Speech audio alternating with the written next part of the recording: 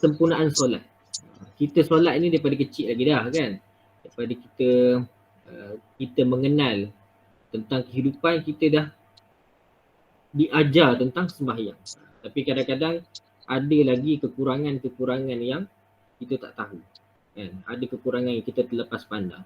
Secara asasnya sembahyang ni, kalau kita sembahyang dalam keadaan kita tak tahu rukun ke, sunat ke, makruh ke, kita tak tahu, maka kita tetap sah sembahyang tu. Tapi kena betul lah rukunnya. Kita ikut orang lah, contoh kata kita ikut orang sembahyang kan. Tapi kalau kita ikut sembahyang dengan cara yang betul, walaupun kita tak tahu benda tu rukun ke, sunat ke, maka sah sembahyang. Kan? Jadi antara yang lainnya, kenapa kita kena belajar sembahyang ni? Macam pagi tadi saya kuliah di surah Al-Kawthar, permulaan kuliah hari ni adalah berkenaan dengan kitab Muniyatul Musalli, kitab berkaitan dengan sembahyang.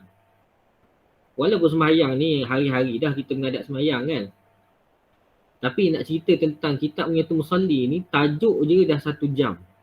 Baru tajuk, nama kitab tu 1 jam. Apatah lagi dalam-dalam dia. Itu bab sembahyang. Walaupun sembahyang ni kita anggap hari-hari kita buat, tapi banyak lagi benda-benda yang kita tak tahu. Jadi sebaiknya kita tahu benda tu rukun ke, sunat ke kan. Jadi tajuk-tajuk hari ni insya-Allah saya akan meliputi benda yang tidaklah besar sangat. Contohnya kita akan tengok yang pertama kita akan tengok dari sudut hukum bersuci. Kita akan tengok sikit lah. Kenapa disebut tentang hukum bersuci? Sebab dia adalah syarat sah solat. Tak ada bersuci, tak sah lah sembahyang. Dan kita akan tengok juga pandangan-pandangan ulama' berkenaan dengan hukum bersuci. Kalau yang bawah umur ni kalau tak faham tak apalah. Buat faham pun tak apa. Kan? Kalau yang dewasa ni kita akan tengoklah di mana rukhsahnya, di mana keringanan yang boleh kita ambil dalam keadaan tertentu. Yang pertama berkaitan dengan bersuci, kita akan tengok lebih kurang 4 jam. Hari ni 2 jam, esok 2 jam kan. Kita akan bagi-bagilah mana yang sempat. Kalau ada persoalan, soalan itu boleh dikumpul dulu. Sebab saya tak nak tengah mengajar ada soalan jadi takut nanti tak sempat. Sebab kita ni boleh lebih banyak juga soalan yang kita nak kupas ni. Jadi kalau terus ada soalan takut tak cukup masa. Sebab saya dah ada pengalaman lah. Kalau kita buka terus soalan memang tak sempat. Jadi soalan itu dikumpul dulu, tulis dulu dalam ruangan komen. Kalau ada ruangan komen ada kot kan. Tulis dulu dan nanti Rusti akan screenshot soalan tu. Kita akan jawab pada hari esok. Sebab kita ni bengkel sempurna solat kan, bukan bengkel soal jawab. Tapi untuk soal jawab boleh kumpul dulu dan boleh kita jawab hari esok. Kumpul dulu soalan sebab saya lebih selesa untuk tengok dulu soalan tu dan dapatkan rujukan supaya saya boleh jawab dengan tepat dan berdasarkan dalil-dalil yang tepat. Dan juga saya lebih selesa untuk buat persediaan lah untuk menjawab soalan-soalan daripada tuan-tuan. Saya dalam bidang fiqh, bidang syariah ni lebih kurang 8 tahun dah. 8 tahun dah. Itu pun masih lagi kia-kia lagi lah orang kata kan. Masih lagi memerlukan kita kena tengok kitab, rujukan. Bukan macam orang sekarang ni belajar setahun dua dah boleh lawan mufti kan. Jadi benda tu kena tengok lah. Apa dia kandungan yang kita akan belajar iaitu bersuci, jenis air, kemudian bab wudu dan bab tayammum. Itu je. Lain-lain tu kena buka bengkel lain pula. Kemudian bab solat kita akan tengok pensyariatan solat, hukum meninggalkan solat, waktu makruh solat, ulang dan juga qada solat. Itu bentuk-bentuk dalam solat. Selain itu dalam pelaksanaan solat kita akan tengok syarat sah, rukun dia, sunat-sunat, makruh dan juga perkara yang membatalkan solat dan perkara yang membezakan solat lelaki dan perempuan, solat jemaah dan juga isu-isu yang terkini iaitu berkaitan dengan solat Jumaat dan jemaah, wuduk bagi petugas KKM dan solat bagi petugas kan. Bagi mereka ni kerja ada yang sampai berjam-jam. Jadi macam mana mereka ni nak ambil wuduk tak boleh buka kan. Mereka ni dalam keadaan solat kena ikut waktu bekerja dia orang, tak boleh ikut suka hati. Jadi ada keringanan-keringanan yang diberikan oleh ulama semasa. Kita pergi yang pertama iaitu jenis dan bahagian air. Sebelum ni saya tak tahu level tuan-tuan macam mana kan. Jadi saya sampaikanlah apa yang saya boleh sampaikan dan persediaan daripada saya sendiri. Yang pertama jenis air. Tuan-tuan boleh tengok slide tu. Sebab saya akan tengok kitab. Saya akan tengok kitab. Iaitu yang pertama jenis dan bahagian air. Bahagian air ada 4. Yang pertama air suci yang menyucikan. Maknanya air itu suci, kita boleh buat minum. Menyucikan, kita boleh buat mandi hadas, boleh buat mandi wajib dan juga kita boleh buat untuk berwuduk. Itu maksud air suci dan menyucikan ataupun lebih dikenali dengan air mutlak. Yang kedua, air suci dia boleh menyucikan juga tetapi makruh digunakan. Sah kalau kita buat dia minum boleh lah kan, sebab dia air suci. Dan kita boleh buat wuduk, cumanya makruh. Tapi sah lah, iaitu kita panggil dia sebagai air musyammas. Yang ketiga, air suci tetapi tidak menyucikan. Ni ada dua bahagian, nanti kita tengok. Dia boleh kita buat minum tetapi dia tidak menyucikan. Yang keempat, air bernajis, iaitu air mutanajis. Yang kita tak boleh buat minum, yang kita tak boleh buat untuk berwuduk ataupun mandi wajib. Yang pertama iaitu air suci yang menyucikan, iaitu air mutlak. Iaitulah air mutlak ini yang kekal dengan sifat asal kejadiannya yang telah dijadikan Allah Subhanahu Wa Taala, walaupun berubah disebabkan lama terbiar, disebabkan tanah, lumut dan tempat bertakung atau tempat mengalirnya mengandungi belerang. Dia asal kejadian air tu. Sama ada dia itu dalam bentuk yang kita kata jernih ataupun warna dia berubah, tetapi warna dia tu adalah warna yang memang asal dia macam tu. Contohnya sungai. Air sungai ni warna dia coklat macam tu kan. Jadi boleh sebab asal dia macam tu. Dia dah bercampur lama dah. Kita buat macam mana pun tak boleh dah dia nak jadi jernih semula. Ataupun dengan sebab belerang. Belerang ni telaga air panas lah, macam kolam tu. Boleh kalau sanggup lah. Kalau sanggup nak ambil wuduk dengan air panas tu boleh. Tapi kalau dia memudaratkan, dia jadi makruh. Memudaratkan jadi makruh. Ataupun dalam keadaan semasa kita, kalau paip rumah kita. Paip rumah kita kalau kita buka paip tu, air dia jadi berwarna. Warna tu disebabkan karat. Itu pun termasuk dalam air mutlak. Sebab dia bukan najis. Warna tu dia disebabkan karat. Itu kena check lah. Itu air suci yang menyucikan, kita namakan dia sebagai air mutlak. Yang kedua, air yang suci dan dia menyucikan tetapi makruh untuk kita guna. Iaitu dia apa dia?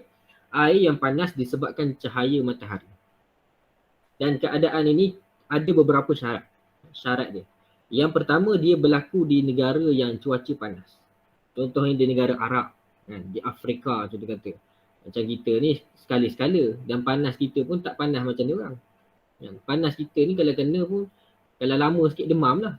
Panas dia orang ni kalau macam di contoh ni di Australia, panas dia tu boleh menyebabkan penyakit kulit. Jadi efek dia juga kepada air tu. Terutamanya air yang diletakkan di dalam bekas yang diperbuat selain daripada emas dan perak seperti besi, tembaga dan semua galian yang boleh ditempa.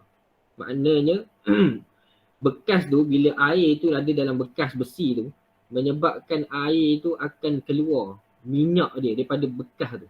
Maknanya keluar lemak-lemak kan. Ulama kata keluar lemak-lemak itu menunjukkan air tu adalah air musyammas. Maknanya dia memberi kemudaratan. Kalau tak memudaratkan boleh, tak makruh.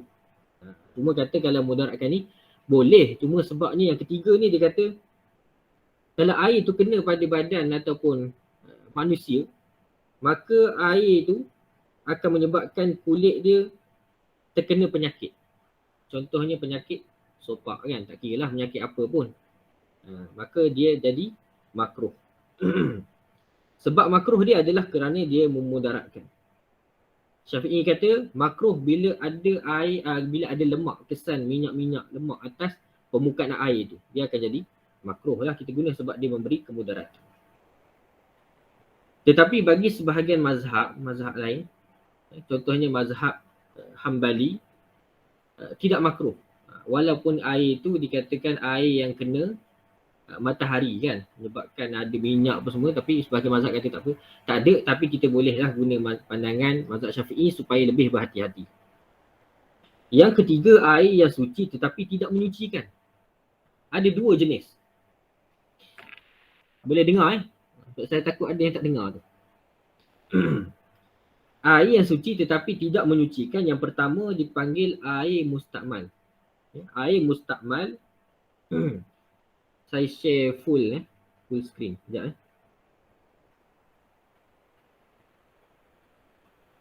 Okey, nampak untuk respon? Nampak? Kalau nampak beritahu nampak lah. Nampak. Nampak tak? Okey, okey. Okey, air yang ketiga iaitu air yang suci tetapi tidak menyucikan. Maknanya kita boleh minum air tu tetapi kita tak boleh ambil wuduk dengannya. Tak boleh mandi wajib dengan dia. Itu syarat dia. Yang pertama, air yang sedikit yang telah digunakan untuk basuhan yang wajib ketika bersuci seperti mandi dan wuduk. Kita ambil wuduk kan, daripada air mutlak kita ambil wuduk. Kemudian air wuduk itu kena muka kita dan jatuh. Itu adalah air mustakmal. Kena kulit kita, kemudian air itu jatuh. Itu air mustakmal. Tetapi kalau bekas dia tu kurang daripada 2 qalah. Ini salah faham. Salah faham masyarakat kita. Ulama dah sebut dah salah faham masyarakat kita. Kalau kita ambil tu bekas tu air kurang daripada 2 qalah. 2 qalah ni tuan-tuan tahu macam mana? 2 qalah ni kita kira daripada siku ke sini dan kita tambah ni. Satu tapak tangan. Panjang dia lebih kurang tu. Tinggi dia, lebar dia, panjang dia semua sama. Daripada siku sampai ke tapak tangan tambah lagi satu. Itu dia kira apa kata 2 qalah. Dia punya sukatan dia. Jadi dikatakan air mustakmal yang kita tak boleh ambil semula untuk wuduk tu adalah bila kita ambil wuduk, air tu jatuh ke dalam baldi contoh kata. Maknanya kurang daripada 2 qalah lah kalau contoh kata. Kalau lebih daripada 2 qalah tak ada isu. Tapi kalau dia jatuh, air tu terpercik ke dalam contohnya apa ni, besin kan, kurang daripada 2 qalah, terpercik sikit, air itu tetap jadi air mutlak, bukan air mustakmal lagi. Faham tak? Maknanya air yang terpercik sikit tu jatuh ke dalam bekas yang air mutlak, kurang daripada 2 qalah, air itu tetap dipanggil air mutlak. Masih boleh lagi kita ambil wuduk dengan dia. Yang tak bolehnya adalah sekumpulan air mustakmal. Kita ambil wuduk, dalam bekas tu kosong. Bekas kecil tu kosong. Kita ambil wuduk, semua air yang jatuh ke dalam, daripada muka tu jatuh ke dalam bekas tu, semua air tu, itu baru dikira air mustakmal. Kalau kita mandi wajib contoh kata. Kita mandi wajib dalam tap. Tapi tap ke tak? Lebih kurang kot bunyi dia kan. Tak mandi. Tapi tak mandi ni biasa besar. Tak masalah kan. Tapi kalau contoh lah, orang tu mandi dalam tin Milo. Contoh kalau boleh lah. Contoh kalau boleh kan. Dia mandi dalam tin Milo. Dia masuk sekali tu, kalau dia keluar, maka air tu dah jadi air mustakmal. Dia masuk mula-mula tu air mutlak. Dia ratakan air semua kan. Boleh lah. Tapi kalau dia keluar, air tu dah jadi mustakmal, dah tak boleh bersuci dengan air tu. Itu gambaran lah, contoh, takkan nak mandi dalam tin Milo kan. Contoh saja. Itu jenis yang pertama. Jenis yang kedua ialah air mutlak yang bercampur dengan sesuatu yang suci. Kebiasaannya boleh dielakkan tetapi tak boleh dipisahkan setelah bercampur. Contohnya air teh. Contohnya air Milo kan. Air tu asalnya air mutlak. Tetapi dia campur dengan sesuatu yang bila dia campur, kita tak boleh asingkan. Macam air teh kan. Air Milo. Bila dah campur, tak boleh asing lah. Kan? Dah tak boleh asing. Sekejap Dia takut. Tak ada. Okay. Bila dah campur, dia tak boleh nak asingkan lah. Maka itu dikira sebagai air kita boleh minum lah, air Milo tu. Kan? Air sirap tu kita boleh minum. Tapi tak boleh kita ambil dia untuk wuduk. Walaupun ada pandangan ulama kata boleh dalam keadaan tertentu. Tapi kita ambil pandangan Syafi'i yang kata tidak boleh untuk ambil bersuci. Yang keempat, air mutanajis. Air mutanajis ialah air yang jatuh najis ke dalam dia. Jatuh taik cicak ke, taik lipas ke kalau ada kan. Air kencing kucing ke jatuh ke dalam dia dalam 2 keadaan. Yang pertama, air yang sikit iaitu kurang daripada 2 qalah. 2 qalah yang kita cerita tadi panjang ni kan. Banyak mana kiraan 2 qalah tu. Maka apabila jatuh sesuatu dan kita nampak dengan mata kita, ada korinah, ada bukti bahawa najis tu jatuh ke dalam bekas. Okey. Siapa yang on mic tu tutup ada gemur. Maka bila kurang daripada 2 qalah jatuh najis ke dalam dia, maka air itu dikira sebagai air mutanajis. Tak boleh kita nak ambil dia untuk minum dan tak boleh untuk kita ambil dia sebagai bersuci untuk wuduk. Walaupun tak berubah dia punya sifat-sifat air dia. Air tak cicak kalau jatuh dalam bekas. yang kurang daripada 2 kolah jatuh dalam baldi ke kan. Dari segi zahir ni tak berubah pun. Kan? Sifat air tu, bau dia tak ubah. Dia punya warna dia tak ubah. Kan? Tetapi dari segi hukumnya tak boleh juga. Sebab dia kurang daripada 2 kolah. Dalam keadaan yang kedua, kalau dia lebih 2 kolah. Lebih 2 kolah, kalau jatuh najis dalam tu, kalau dia tak ubah apa-apa, boleh ambil wuduk dengan dia. Boleh kita untuk mandi wajib ke, wuduk ke. Tapi kalau ubah dia punya sifat air, berubah dia punya bau dia, berubah warna dia, rasa dia pun berubah, maka tak boleh dah. Tak boleh dah kita nak ambil wuduk dengan dia sebab dia walaupun dia lebih daripada 2 kolah.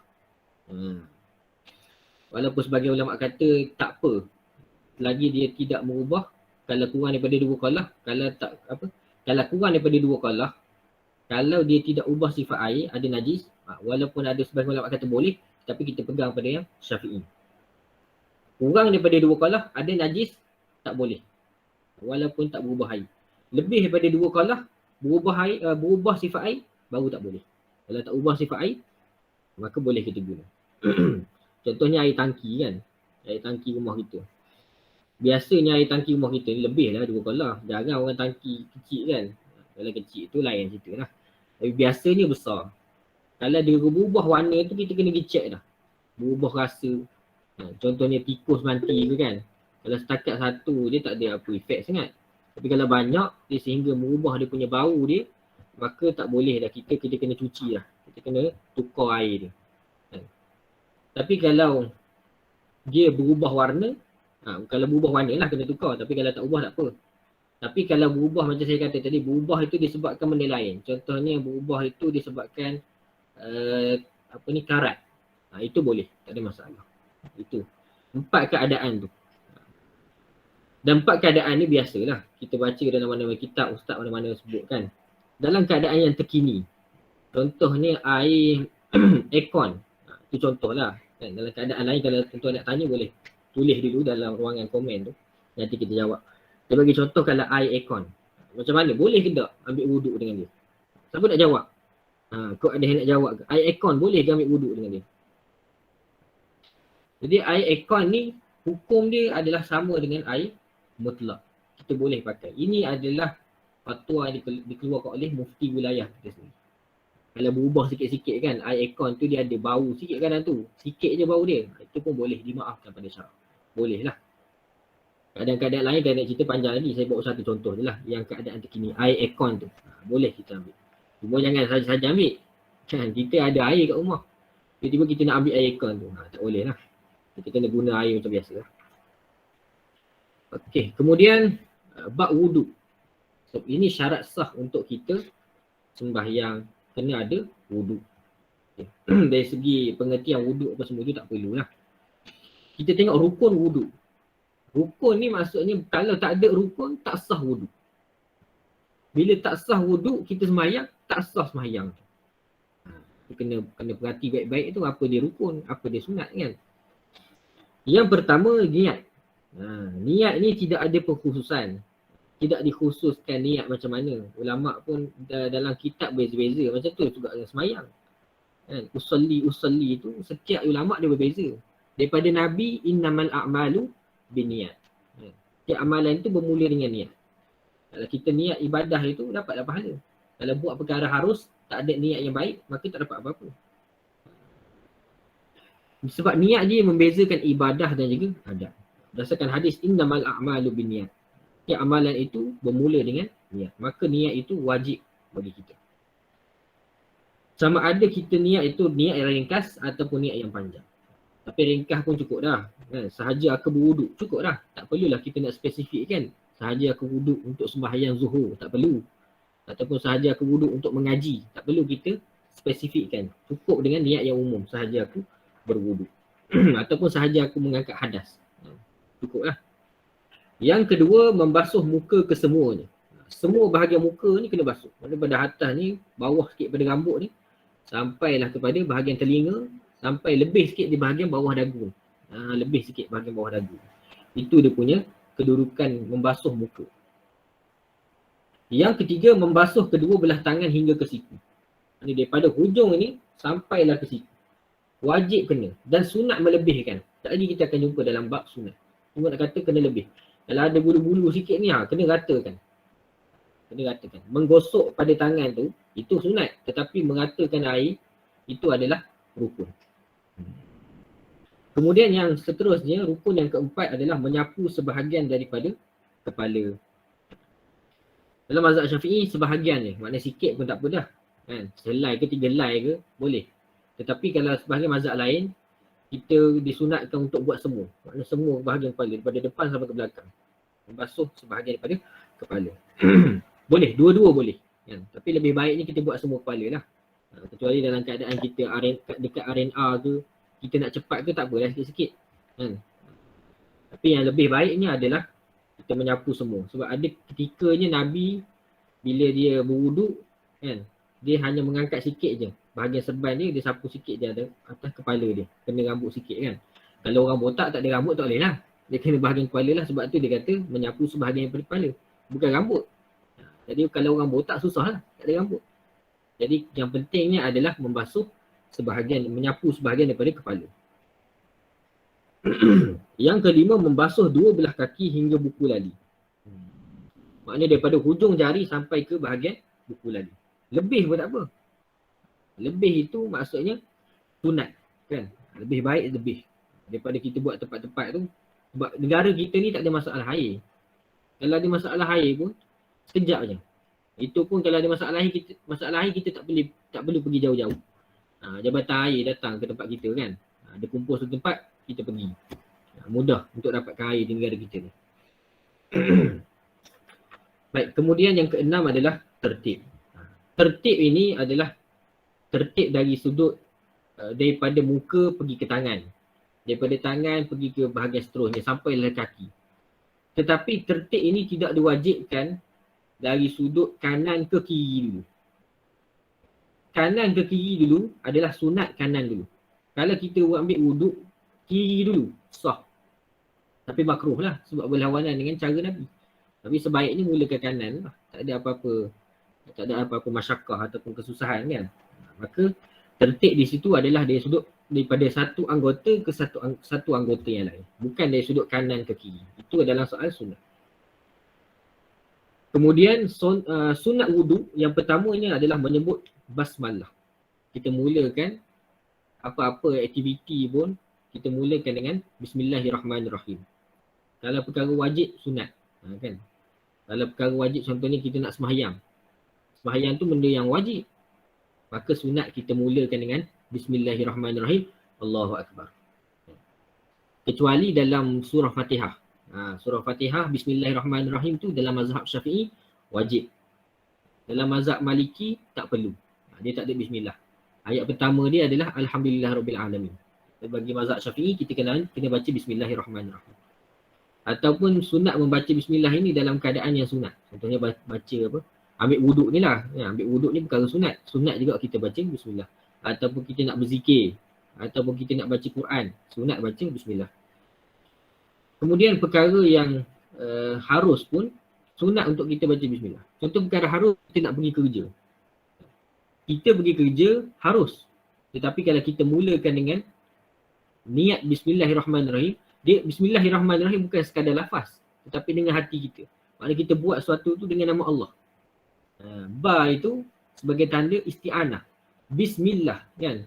Bismillah itu kita minta pertolongan dengan Allah Ta'ala. Isti'anah dipanggil. Maknanya kita mengharapkan bantuan daripada Allah. Walaupun kehidupan kita ni banyak manusia sekalian yang kita bantu. Tetapi hakikatnya Allah Ta'ala yang bantu kita. Yang lain tu semua asbab. Kita kena hayati makna bismillah tu. Baru kita rasa zubnya ibadah itu kan. Tetapi bismillah dalam bab haram tak boleh. Haram juga. Contohnya kita nak merompak, nak mencuri. Curi duit tabung. Nampak tabung, nak menghalalkan lah contoh kata kan. Kita pun baca bismillah. Lepas baca bismillah kita ambil duit. Itu haram. Tak boleh dah. Haram baca bismillah, haram perbuatan itu. Berganda-ganda haram itu kan. Itu contohlah dalam bab bismillah. Kemudian sunat yang lain adalah membasuh dua belah tapak tangan sebanyak 3 kali sebelum memasukkannya ke dalam bekas air. Ini sebelum kita mula ambil wuduk ke muka lah. Kita disunatkan untuk membasuh tangan kita. Sebab apa? Sebab kadang tangan kita ni kotor. Kan? Sebaiknya kita cuci dulu sebelum kita letakkan air kita ke muka. Sebab muka kita ni mulia. Kan? Jadi nak memuliakan muka kita ni jangan dalam keadaan kotor. Kita kena cuci dulu tangan. Yang ketiga, bersugi ataupun gosok gigi lah, mudah kira. Kemudian berkumur dan memasukkan air ke dalam hidung dengan tangan kanan dan mengeluarkannya dengan tangan kiri. Masuk dengan tangan kanan, maknanya sekali kan je lah berkumur tu. Masuk air dalam mulut dan hidung, keluar ke tangan kiri. Itu sunat. Seterusnya, menyelati janggut yang tebal. Kalau kita ada janggut yang tebal, kita selati je, maksudnya buat macam gitu je lah. Ataupun masukkan sikit dalam janggut tu. Macam janggut saya ni kecil je, tak ada masalah. Ni kalau janggut yang tebal tu masalah kan. Sunat kita meratakan sampai ke dalam. Kemudian menyapu seluruh kepala. Macam kita kata tadi, yang sunat, yang wajibnya adalah sebahagian kepala kan. Yang sunatnya adalah seluruh kepala ni kita buat. Kerana kita daripada atas ni sampai ke belakang, seluruh kepala. Itu sunat. Seterusnya menyelati celah-celah jari kedua-dua belah tangan dan kaki. Contohnya tangan ni kan, kita ambil wuduk, kita hulur paip contoh kata kan. Kita hulur je buah paip tu. Kan, hulur daripada hujung jari sampai ke sini, sah dah. Kan, sah dah kalau rata. Tapi kalau kita menyelati, tangan kanan ambil wuduk, hak kiri ni kita menyelati dia. Ataupun kita gosok kan, bagi kena rata semua, itu sunat. Tapi kalau kita duk letak saja bawah paip tu, kan, tak kena. Contohnya hujung tengah-tengah jari ni tak kena. Bahagian jari ni tak kena. Tak sah. Tapi kalau kita letak je bawah paip, kena semua, tak sah. Okay. Kemudian menyapu dua telinga luar dan dalam dengan air yang lain selain daripada air membuat menyapu kepala. Sebab biasanya orang lepas basuh kepala, kan, buat basuh kepala, kemudian dia terus ke telinga. Tetapi sunat kita menggunakan air yang lain untuk basuh telinga. Maksudnya basuh kepala, kemudian ambil air lain, basuh guna untuk telinga pula. Air yang berbeza-beza. Tapi kalau nak buat sekali pun tak ada masalah. Maknanya kita buat kepala, terus ke telinga. Kemudian sunat yang lain adalah melakukan semua perbuatan fardu wuduk dan sunatnya sebanyak 3 kali. Ini kena tengok keadaan juga. Kan? Contohnya, kita semayang dekat masjid. Contohnya biasa semayang Jumaat lah. Kan? Di masjid UKM contoh kata, budak ramai. Tiba-tiba ambil wuduk beratur belakang panjang. Jadi, kita kena cepatkan. Kita kena percepatkan wuduk kita supaya orang lain sempat. Masa tu tak perlu dah 3 kali. Cukup sekali je. Yang penting rata lah. Tapi dalam keadaan yang biasa, di rumah kita ke, kan, dalam keadaan yang tak sesak, maka disunatkan 3 kali. Dan tak boleh kurang, tak boleh lebih. Sekejap lagi kita akan jumpa dalam bab makruh. Sunat yang lain mendahulukan yang kanan daripada yang kiri ketika membasuh tangan dan kaki. Ni macam kita sebut tadi lah. Sunat mendahulukan kanan. Tapi kalau dia dahulukan kiri dulu pun tak ada masalah. Cuma makruh lah. Guna yang kanan dulu tu lebih baik. Sebab Nabi suka yang kanan kan. Kemudian menggosok-gosok tangan atas anggota ketika membasuh ni. Contohnya tangan tadi yang kita cerita tadi kan. Gosok dia. Itu sunat. Kemudian berturut-turut. Berturut-turut pun sunat juga. Iaitu lepas kita ambil muka, terus ambil tangan. Lepas kita basuh muka, terus kita basuh tangan. Tak perlu tunggu waktu yang panjang sampai kering dulu. Air di muka baru nak ambil tangan. Baru nak berwuduk kat tangan kan. Jadi sunat kita teruskan. Lepas muka terus tangan. Kemudian melebihkan basuhan muka ke bahagian kepala dan membasuh bahagian atas 2 siku dan buku lali. Contohnya bahagian tangan, dia syaratkan daripada hujung jari sampai kepada siku. Sunat kita lebihkan sikit. Supaya lebih yakin. Begitu juga dengan kaki. Lebihkan sampai betis. Tak ada masalah pun. Kan? Tempat kita ni air banyak. Bolehlah lebihkan. Kecuali dalam keadaan darurat lah. Contohnya air tak banyak. Itu cukup-cukup je lah. Bersederhana menggunakan air tanpa berlebih-lebihan dan tidak membazir. Tak boleh banyak sangat air. Sebab kita kena, walaupun air banyak, tak boleh kita guna banyak air.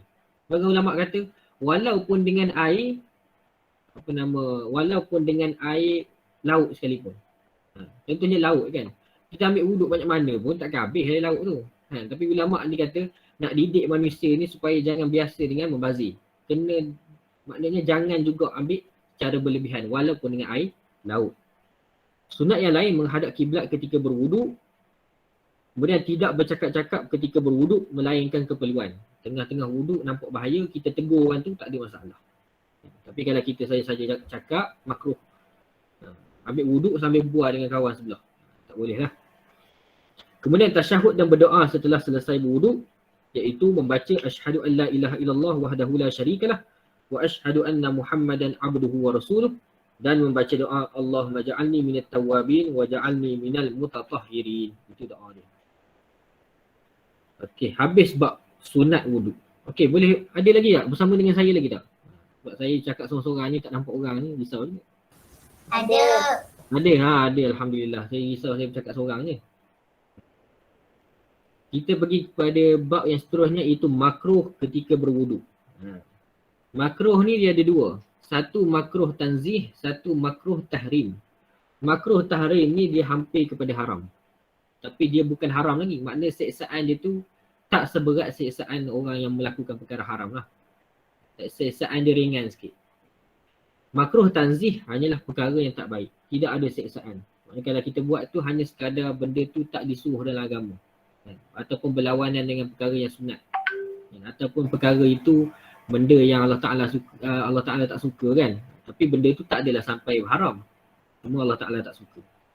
Tapi dalam bab perkara makruh ketika berwuduk ni adalah makruh tanzih. Bukanlah sampai kepada haram. Ataupun bukanlah sampai kepada makruh tahrim yang hampir kepada haram. Dia makruh biasa-biasa saja. Yang pertama, menggunakan air secara berlebihan atau membazirkan air.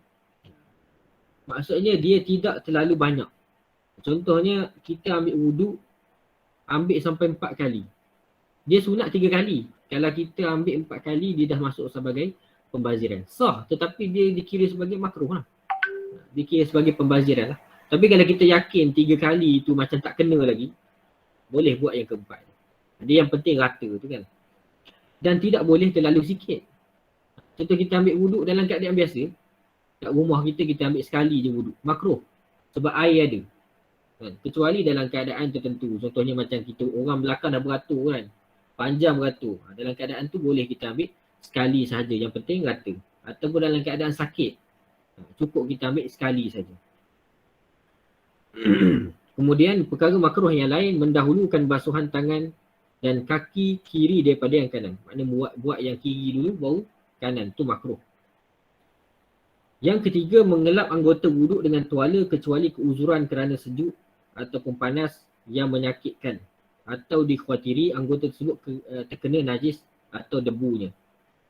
Lepas kita ambil wuduk, air tu jangan kita lap. Makna biarlah dia kekal pada tubuh kita. Kalau dia kering pun biarlah dia kering dengan sebab kering dengan sebab aircon ke, kering dengan sebab kipas ke, kering dengan sendiri ke. Tak perlu kita sapu. Kalau kita lap dia, makruh. Kecuali kalau kita sakit, kita kena lap ataupun cuaca sangat sejuk. Kalau kita tak lap, dia sangat sejuk. Badan kita jadi sejuk. Kemudian jadi pula sesemu dan sebagainya. Waktu tu dia angkat hukum makruh tu. Maknanya tak makruh lah. Kemudian perkara makruh yang lain, iaitu menyimbah air ke muka kerana perbuatan itu bertentangan dengan kemuliaan muka tersebut. Kita ambil air kan, kita letak air atas tangan, kita lempar kat muka kita. Itu makruh. Sebab muka ni mulia, dia kena perlahan-lahan. Ataupun kita guna paip air. Kan? Kita ambil paip air tu, kita sembur kat muka kita. Makruh. Kan? Paip air ni biasa air laju. Kan? Kita sembur muka kita, makruh. Sebaiknya kita, kalau paip air tu perlahan pun, letak di bahagian atas, muka ni yang lap.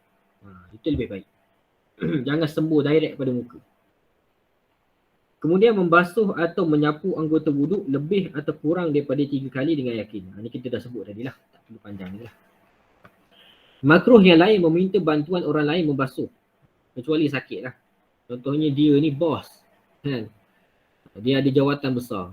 Dia rasa dia besar dah. Dia suruh orang yang ambilkan dia wuduk. Sah tapi makruh. Kerana dia bertentangan dengan sifat tawaduk. Dia ibaratnya macam orang takabur. Orang sombong kan. Suruh orang lain yang ambil wuduk dia. Sedangkan wuduk ni nak sembahyang ni, kita menjadi hamba kepada Allah. Kita sujud kepada Allah. Hina diri kita. Kan? Tapi bila kita suruh orang tu, ibaratnya kita mengagungkan diri kita. Maka makruh. Ataupun melampau berkumur dan memasukkan air ke dalam hidung bagi orang yang berpuasa. Dalam keadaan tak puasa, kita boleh ataupun sunat untuk berkumur.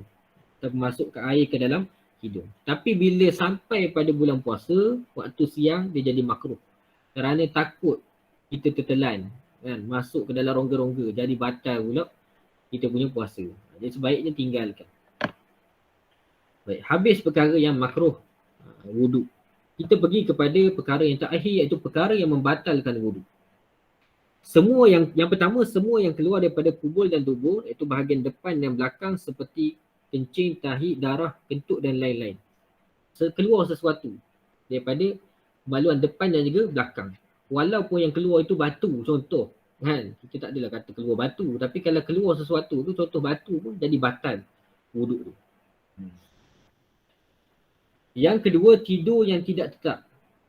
Maknanya dia tidur sekejap kan, tapi kejap pergi kiri, kejap ke kanan, maka itu boleh jadi batal wuduk dia. Tapi kalau dia baring tu tetap punggung dia, tak batal. Sebab bila dia baring tetap macam tu, dia punya punggung dia tertutup, maka susah angin nak keluar. Kalau keluar pun dia perasan. Ataupun kita tidur dalam keadaan duduk kan, yang menutup ruang angin keluar, itu dibolehkan. Tapi kalau lama sangat tidur, tak boleh juga. Biasa dalam bab sembahyang Jumaat lah. Sembahyang Jumaat ni kadang-kadang kalau kita perasan, orang tidur waktu khutbah Jumaat. Bila dia tidur tu, dia rangkul dia punya lutut dia. Perasan tak? Orang yang tidur waktu khutbah Jumaat, dia peluk dia punya dia peluk dia punya lutut dia tu. Maknanya terangkat lah dia punya peha dia tu. Bila terangkat macam tu, ada kemungkinan angin boleh keluar. Maka dia kena ambil wuduk balik kalau dia lelap. Itu bahaya, itu kena jaga-jaga. Sebab tu waktu khutbah ni jangan tidur. Banyak kemungkinan boleh berlaku. Kemudian perkara yang membatalkan adalah hilang akal disebabkan sama ada mabuk, pitam, sakit atau gila. Maknanya keadaan tak sedar lah. Keadaan dia tak sedar tentang diri dia tu. Maknanya bila dia tak sedar ada kemungkinan batal. Bila dia batal pun dia tak tahu. Sebab tu dia kena ambil wuduk semula. Batal. Kemudian seseorang lelaki menyentuh isterinya atau perempuan lain tanpa berlapik. Ini kita cerita mazhab Syafi'i lah. Mazhab lain tu cerita lain lah kan. Mazhab Syafi'i, kalau kita sentuh sama ada isteri kita ke, kan, orang yang kita boleh kahwin, maka batal wuduk kita. Kecuali kalau mak kita ke tak apalah, kan, adik-beradik kita tak apalah. Kemudian menyentuh kemaluan manusia. Ini menyentuh kemaluan. Maka dia membatalkan wuduk juga. Kalau lelaki bahagian bawah tu tak apa. Dia yang bahagian tu je. Agak faham sendirilah. Tapi kalau bahagian bawah tu tidak batal. Kemudian kita pergi kepada bab yang seterusnya. Ada nampak? Sebab saya tak nampak sangat. Okey, ada tak? Boleh respon tak? Boleh, nampak. Okey, nampak. Okey, bab yang seterusnya kita tengok pada bab tayamum. Kita habiskan sikit lagi lah bab bersuci ni. Sebab benda ni penting. Dan benda ni memang memang kehidupan kita lalui benda-benda macam tu kan. Okey, bab tayamum. Kita cari sekejap ni dalam kitab ni. Okey. Tayamum ini ada beberapa sebab yang menyebabkan kita ni boleh tayamum. Yang pertama, air betul-betul tak ada. Ataupun air yang ada itu hanyalah air yang kotor. Maka boleh kita tayamum. Yang kedua adalah apabila disebabkan jarak tempat yang ada air jauh daripada tempat kita duduk. Ulama sebut lebih kurang 2.5 km. Ulama dulu kata lah. Kan? Tapi kita hari ni ada motor, ada kereta mudah. Kan? Bahkan kita tak perlu cari pun kalau tak ada air. Kan? Macam di Selangor ni jabatan air apa? Syabas. Syabas yang akan datang hantar air kat kita. Kita boleh ambil macam tu je. Jadi keadaan ini kena tengok keadaan jugalah. Yang ketiga, terhalang daripada menggunakan air sama ada halangan yang nyata. Ni contohnya orang yang sakit. Dia tak boleh guna untuk wuduk. Contohnya tangan dia berbalut. Maka dia ada keringanan untuk bertayamum. Tapi dalam mazhab Syafi'i, bila tangan berbalut disebabkan sakit, cara dia kita kena berwuduk plus tayamum. Dua-dua kena buat. Maksudnya kita wuduk kan, ambil wuduk macam biasa, sampai kat tangan wuduk, kenakan air pada bahagian yang tak balut tu. Bahagian balut tu kita berhenti kejap, kemudian kita tayamum. ambil tanah debu sikit, tayamum. Pada tangan dan juga tangan. Kemudian lepas tayamum tu, sambung wuduk macam biasa sampai ke kaki. Itu dalam mazhab Syafi'i. Tapi dalam masalah ni, kita boleh ambil pandangan lain supaya lebih ringan dan kehidupan kita tak susah. Sebab masyaqqah tajlibut taisir. Kesusahan itu memberi keringanan. Nak pula perkara itu ada ulama-ulama lain kata. Iaitu dengan cara apa? Banyak pandangan. Antara pandangannya kata kalau dalam keadaan tu, kita boleh pilih. Sama ada kita nak berwuduk ataupun nak tayamum. Kalau kita wuduk, tak perlu kita tayamum. Cukup sekadar kita sapu saja. Kan? Muka kita ambil wuduk lah, guna air. Kemudian bila sampai tangan, tempat yang tak kena balut tu, kita kenakan air. Tempat yang balut itu, contohnya pada sini sampai ke sini, kita hanya sapu saja. Buat syarat je. Tak perlu kita ambil tayamum. Itu pandangan ulama selain daripada mazhab Syafi'i. Tapi kalau kita nak tayamum, tayamum je. Tak perlu ambil wuduk. Itu keadaannya. Ada pandangan lain kata, tak perlu tayamum. Ambil wuduk je. Contohnya pandangan Ibnu Umar, Ibnu Abbas, Hasan Al-Basri, Imam Hanafi, Imam Malik dan lain-lain. Mereka mengatakan bahawa cukup sekadar kita ambil anggota yang boleh sahaja untuk kena wuduk. Yang tak boleh itu biarkan. Sapu je. Ada pandangan kata tak payah sapu pun tak apa, biar pun tak apa. Itu keringanan yang kita boleh ambil. Maknanya kalau guna mazhab Syafi'i kena buat dua-dua. Kan? Sebabnya dalam keadaan sakit ni kita diberi keringanan. Kita dipermudahkan. Contohnya kalau seorang tu accident. Contohnya mak rempit accident. Dia lumba motor, dia accident, tangan dia balut. Waktu dia belum accident, dia sihat, dia kena ambil wuduk. Daripada muka sampai kaki. Itu pun malas dah dia buat. Kadang-kadang tak buat pun, tak semayang pun. Susah nak ambil wuduk. Tiba-tiba bila dia sakit, kita susahkan dia lagi. Kena ambil wuduk plus tayamum. Di situ susah lah. Maknanya di sana ada keringanan berdasarkan pandangan-pandangan ulama lain. Maka kita boleh. Begitu juga dengan plaster. Kalau kita luka kat sini kan. Luka kat sini. Tempat selain daripada yang tak kena plaster tu, wuduk macam biasa. Tempat yang kena plaster tu, cukup sekadar kita sapu. Tapi kalau boleh buka, wajib kita buka. Contohnya doktor kata, okey, luka awak ni boleh buka. Maka kita wajib buka waktu ambil wuduk. Kenakan sikit. Kalau kena sakit pada luka tu sakit, buat syarat je. Tapi biasa kalau boleh buka ni maksudnya tak sakit je lah. Cuma nak bagi luka tu baik je lah kan. Tapi kalau doktor sarankan jangan buka selama seminggu. Seminggu tu hanya sapu saja bahagian atas plaster. Tempat yang tak kena plaster tu kena ambil wuduk macam biasa. Itu keringanan yang diberikan oleh para ulama. Itu bagi orang yang sakit lah, bagi orang yang tak ada air. Sebahagian ulama kata kalau musafir pun dibenarkan untuk tayamum. Tapi tak ada lah. Sebab negara kita ni mudah air daripada debu tanah kan. Maka ambil air tu lebih baik. Ataupun dalam kitab ni dia kata cuaca yang sangat sejuk. Macam negara kita ni sejuk tu sejuk subuh. Itu lain kan. Kita pasang aircon pada malam, tiba-tiba bangun subuh tu sejuk. Itu tak boleh lah. Ini biasa negara-negara yang sejuk kan. Maknanya kita tak pasang kipas, tak pasang aircon pun memang sejuk dah. Itu baru diberi keringanan untuk bertayamum. Contohnya negara salji ke kan.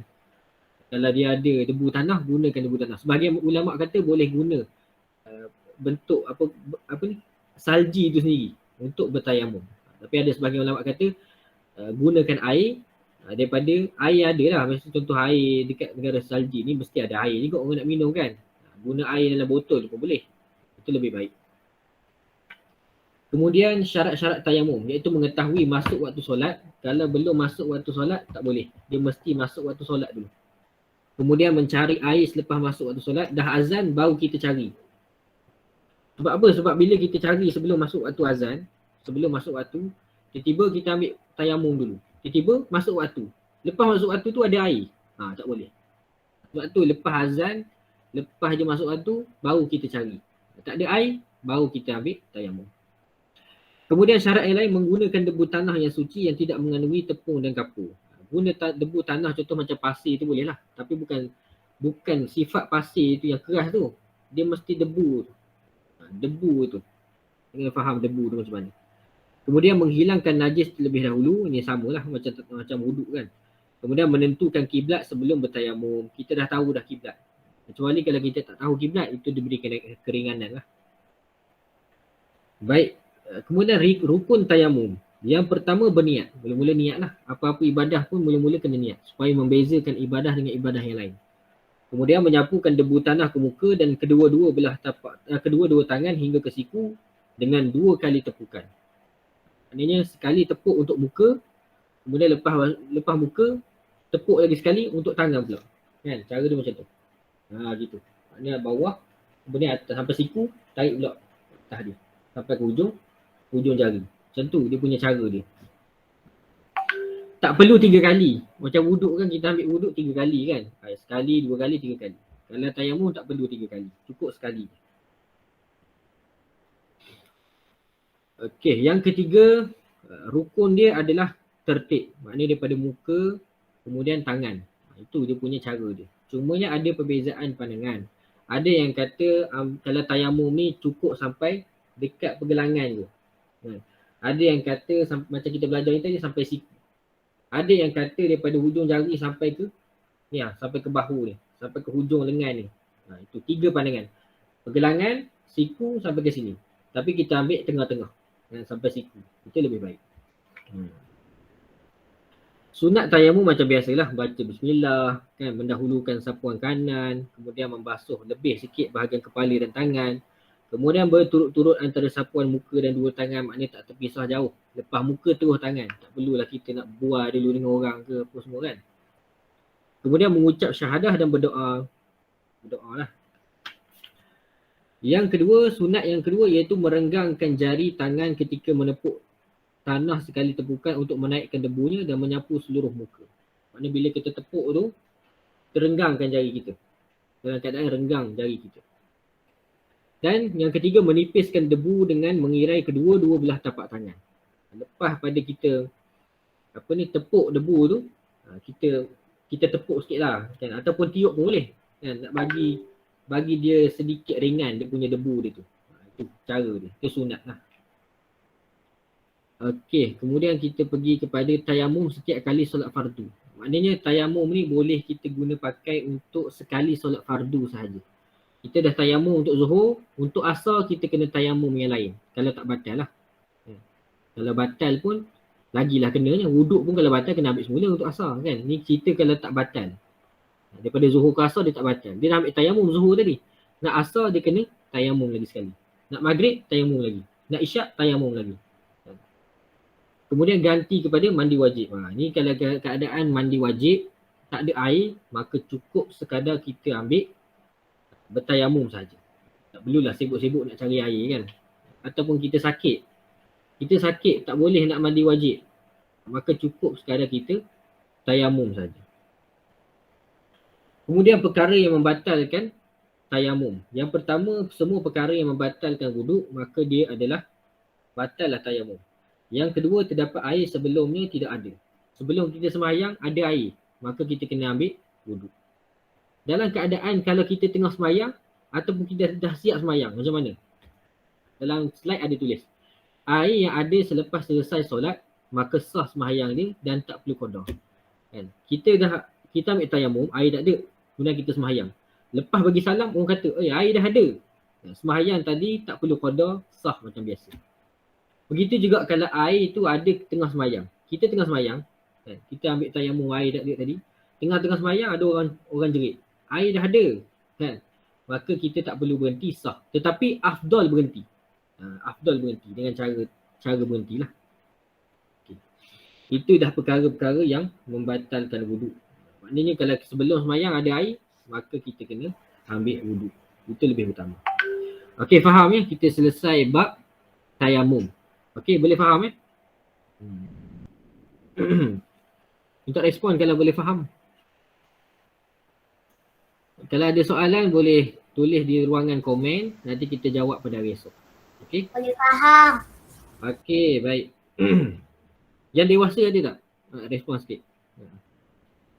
Sebab saya tak tahu. Background ni mungkin ada yang dewasa, ada yang bawah umur kan. Okey, selesai bab tayamum dan juga bab bersuci kan. Kita pergi kepada bab solat. Kita cerita dulu tentang pensyariatan solat. Apa dia, kenapa kita kena solat? Sejarah pensyariatan solat. sebelum kita sembahyang 5 waktu ni, ada sembahyang tak? Itu yang kita kena tanya. Ada solat, iaitu 2 waktu sahaja, iaitu pagi dan juga petang. Maknanya sebelum Nabi menerima Isra' Mi'raj tu kan, solat diwajibkan 5 waktu kan. Sebelum itu Nabi akan solat 2 waktu, iaitu pagi dan juga petang kan. Caranya wallahualam mungkin berbeza dengan cara yang 5 waktu. Tapi nak kata ada, daripada zaman Nabi Ibrahim semua dah ada dah. Cuma syariat dia berbeza lah dengan syariat yang ada kita hari ni. Zaman Nabi Ismail, Nabi Ibrahim kan, waktu tu dah ada dah. Zaman Nabi Musa, Nabi Isa, semua dah ada dah. Mereka semua ni, kalau dalam Quran dia kata wa kana ya'muru ahlahu bis salati waz zakah, ataupun ayat lain wa awsani bis salati waz zakah. Itu ulama para nabi sebelum ni. Maksudnya mereka dah ada sembahyang, mereka dah ada zakat. Bukan sekadar menjaga hubungan manusia dengan Tuhan, tetapi menjaga hubungan manusia dengan manusia. Itu hebatnya Islam ni. Bukan sekadar kita nak jaga sembahyangnya. Orang sekeliling kita pun kita kena ambil tanggung juga. Bagi zakat, bantu orang tu. Daripada zaman Nabi dulu lagi dah. Bukan dengan zaman kita ni je. Daripada dulu lagi dah dia suruh. Okey, kemudian solat fardu yang 5 waktu itu adalah berdasarkan firman Allah Ta'ala, fasubhanallahi hina tumsun wa hina tusbihun walahul hamdu fis samawati wal ard wa asyiyan wa hina tuzhirun. Itu ayat yang menunjukkan waktu-waktu solat. Ibnu Abbas menafsirkan ayat ini. Fasubhanallahi hina tumsun. Hina tumsun itu adalah solat maghrib dan isyak. Tumsun tu maghrib dan isyak. Wa hina tusbihun. Hina tusbihun itu adalah solat subuh. Tusbihun kan, subuh. Wa asyiyan itu solat isyak. Walahul hamdu fis samawati wal ard wa asyiyan itu solat isyak. Wa hina tuzhirun itu adalah solat zuhur kan. Tuzhirun tu solat zuhur. Maknanya 5 waktu kat sini. Kalau kita beriktikad, kita berpegang, kita kata solat sehari semalam ni wajib 4 waktu je, maka kita boleh dianggap sebagai kafir. Maknanya bukan Islam. Sebab kita beriktikad itu. Sebab sembahyang ni 5 waktu. Kita tak boleh kata kurang, kita tak boleh kata lebih. Kita kena pegang bahawa solat sehari semalam adalah 5 waktu. Itu yang wajib. Kemudian hukum meninggalkan solat. Kalau kita tinggal sembahyang ni macam mana hukum? Kita cerita tentang mazhab Syafi'i. Kalau seseorang itu, kita tengok slide tinggal solat kerana malas tetapi menerima hukum wajib. Dia sembahyang tu saja-saja kan. Mak suruh sembahyang, malas lah sembahyang. Tapi bila kita tanya dia, wajib tak sembahyang? Wajib dia kata, cuma dia malas. Maka hukum dia adalah fasik. Dia tidak lagi kafir kan. Dia cuma fasik, berdosa kan. Pemerintah kena suruh dia qada sembahyang tu dan bertaubat. Kalau dia tahu lawan juga, dia malas juga, wajib dihukum bunuh. Ni nak cerita ketinggian syariat solat tu. Makna pentingnya sembahyang ni sampai kan pemerintah boleh hukum bunuh pada dia. Tapi negara kita tak laksanalah hukum macam ni kan. Tetapi dia masih dianggap Islam. Dia sembahyang, dia tak sembahyang kerana malas. Dia masih lagi dianggap Islam, kena solat jenazah, kena kebumikan dia macam orang Islam macam biasa. Cuma dia berdosa lah. Satu lagi keadaan, orang yang tinggal sembahyang kerana dia mengingkari ataupun kerana dia tu ada ajaran sesat kan. Ada ajaran sesat kata tak perlu sembahyang, kata niat je. Ini termasuklah dalam kalangan orang yang mengingkari. Dia ingkar dengan hukum tu. Dia kata tak wajib pun, dia kata, ataupun memperkecilkan hukum solat tu. Dia tak kata wajib tu satu benda yang besar. Maka dia dikira sebagai murtad dan kafir. Pemerintah kena suruh dia bertaubat. Kalau dia tak terima juga, maka dia akan dihukum bunuh dan tidak boleh diuruskan dia dengan cara Islam bila dia mati. Maknanya tak boleh mandikan dia, tak boleh kapankan dia, tak boleh solat dengan cara Islam. Biar orang bukan Islam yang uruskan dia. Ini sampai tahap tu sekali. Dalam mazhab Hambali, saya tak silap, Hambali, malas pun dah dikira sebagai murtad lah kalau tak semayang. Mazhab Syafi'i ni dia ada keringanan sikit lah. Kalau sekadar malas je, hanya berdosa je, maknanya dia tak dikira murtad lagi. Tapi kalau mazhab Hambali, tak semayang sebab malas pun dikira sebagai murtad. Maknanya bila dia mati, tanam dekat kubur orang bukan Islam. Sampai tahap tu kan. Waktu makruh solat. Yang pertama, kita ada waktu-waktu solat kita kan. Bagaimana yang kita kalau pernah dengar, Jibril alaihissalam mengajar Nabi waktu solat ini, waktu mula-mula disyariatkan 5 waktu sembahyang kan. Waktu subuh, waktu zuhur, asar, maghrib, isyak. Hari pertama Jibril ajar Nabi waktu awal sembahyang. Masuk je waktu, Jibril ajar Nabi. Ini waktu awal sembahyang. Subuh awal ni macam ni. Zuhur awal dia macam ni. Asar awal dia macam ni. Maghrib awal dia macam ni. Isyak awal dia macam ni. Hari kedua, Jibril ajar Nabi waktu akhir sembahyang. Subuh, hari kedua lah. Subuh, waktu akhir dia, kamu solat waktu ni. Ini waktu akhir. Gitu juga dengan zuhur. Ini waktu akhir solat zuhur. Ini waktu akhir solat asar. Maknanya dua keadaan. Nabi diajar. Dan Nabi pun ajar kepada sahabat macam tu juga. Hari pertama dia ajar solat awal waktu. Hari kedua dia ajar solat akhir waktu. Waktu tu tak makruh lah solat di akhir waktu sebab nak ajar permulaan Islam tu, cara solat tu tak apa. Sebab nak ajar waktu solat tu. Jadi di sini waktu makruh solat pula. Ada 5 waktu makruh solat. Yang pertama, lepas solat subuh hingga matahari terbit. Hingga waktu syuruk. Lepas sembahyang subuh, kita dah sembahyang subuh. Kan? Lepas sembahyang subuh kita bangun nak solat sunat. Itu adalah makruh. Larangan yang sangat-sangat keras. Maka tak boleh lah. Dikira sebagai makruh tahrim. Hampir kepada haram. Tak boleh. Yang kedua, waktu syuruk hingga tamat waktu syuruk. Waktu syuruk biasanya kalau di surau atau masjid dia ada bunyi tu kan. Waktu syuruk. Bila bermula waktu syuruk itu, bunyi je tu bukan bermakna kita boleh sembahyang. Tapi itu bermulanya waktu syuruk, waktu yang tak boleh kita sembahyang. Maknanya habis waktu subuh dan bermulanya waktu syuruk yang waktu kita tak boleh sembahyang. Bila kita nak sembahyang semula, ulama kata lebih kurang 15 minit kan? Ataupun 30 minit. Lebih berhati-hati, lepas je waktu syuruk, kita tunggu dalam 30 minit. Kalau kita tak kerja apa pun, nak duduk di surau, lepas waktu syuruk tu kita duduklah kejap. Berzikir ke, baca Quran ke, 30 minit lepas tu baru sembahyang. Yang ketiga, waktu makruh adalah matahari di tengah langit hingga tergelincir kecuali hari Jumaat. Ni waktu zuhur lah, waktu matahari. Ibaratnya matahari tu tak ada bayang lagi. Tengah-tengah langit, tak ada bayang lagi. Kan? Itu waktu makruh. Tapi waktu ni dia sekejap je. Lebih kurang 1 ke 5 minit sebelum waktu masuk ni waktu zuhur. Sebab bila digelincir masuk waktu zuhur. Jadi dia punya waktu dia ringkas. Yang keempat, lepas solat asar. Kita solat asar, lepas je solat asar tu, kita sembahyang sunat mutlak. Saja-saja sembahyang sunat. Maka makruh. Bila selesai je solat asar, maka makruh untuk kita solat lain. Yang kelima, ketika matahari hampir terbenam hingga terbenam. Dan nak dekat-dekat terbenam tu, dah nak masuk maghrib, hinggalah terbenam. Betul-betul azan maghrib, betul-betul masuk waktu maghrib, itu waktu makruh.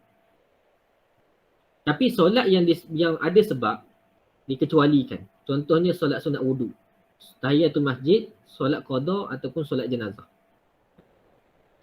Contohnya kita sampai di masjid. Kita sampai di masjid lebih kurang lepas asar. Kita dah sembahyang asar dah. Kan? Dekat rumah contoh kata. Kemudian kita sampai dekat masjid, kita nak solat tahiyatul masjid. Maka itu dibolehkan. Tak makruh. Sebab dia solat yang bersebab. Ataupun solat jenazah. Kan? Solat jenazah lepas asar. Boleh. Tak ada masalah. Itu dikecualikan. Yang tak boleh ni solat yang mutlak. Kita solat sunat ni, ada yang bersebab, ada yang tak bersebab. Kan? Yang tak bersebab ni kita solat tu semata-mata nak dapat pahala. Itu tak boleh. Ataupun qada.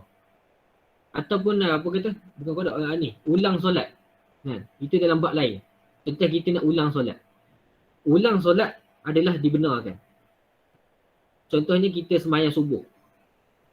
Kita sembahyang subuh sendirian kan. Kita sembahyang subuh masuk pukul 6. Kita dalam perjalanan kata-kata. Kat luar lah. Nak pergi kerja ke apa kan. Kena keluar sebelum subuh.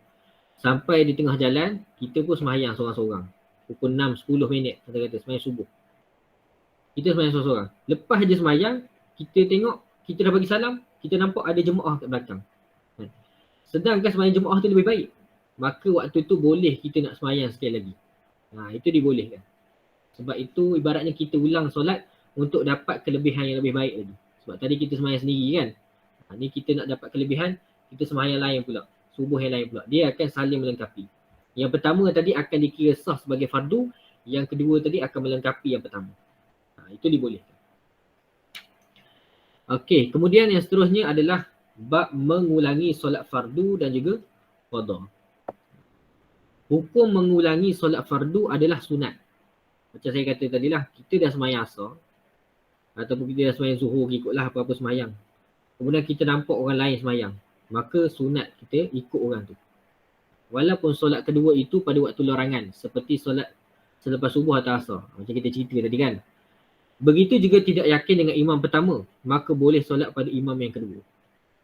Kita dah sembahyang dengan imam pertama, saudara kata.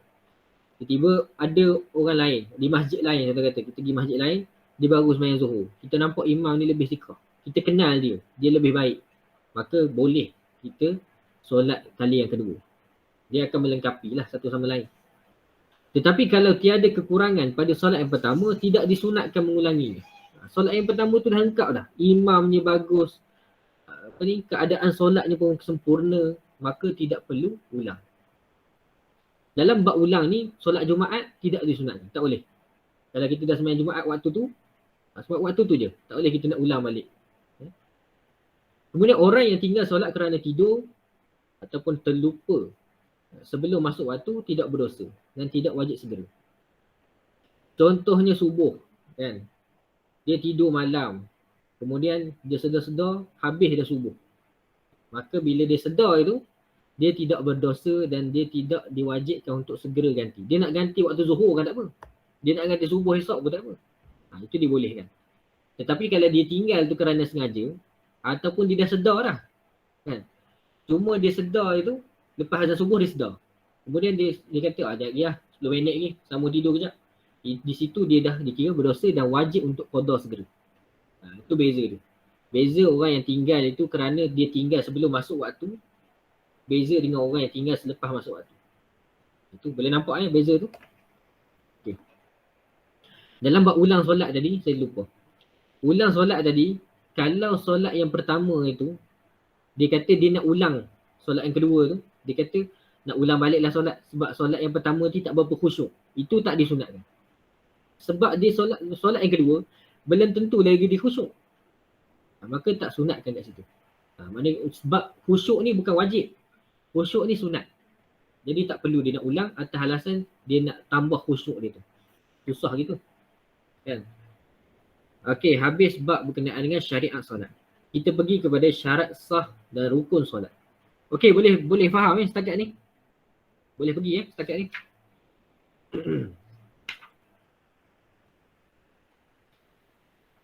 Okey, kita pergi kepada, ada orang tak ni? Takut tak ada orang je. Ada orang tak? Boleh Ustaz, boleh. Ya? Ada Ustaz. Ada. Okay. Ada Ustaz. Terima kasih Ustaz. Okey, baik. Kalau ada soalan boleh tulis kat ruangan komen, dan esok kita jawab kalau sempat. Syarat sah solat. Okey, sama. Syarat sah solat. Kita letak sebelah tu rukun solat supaya kita nampak beza dia. Syarat sah solat yang pertama bersuci. Yang kedua mengetahui masuk waktu solat. Yang ketiga menutup aurat. Yang keempat menghadap kiblat. Syarat sah solat ni maksudnya sebelum sembahyang tu kita kena buat apa? Preparation kita ni apa?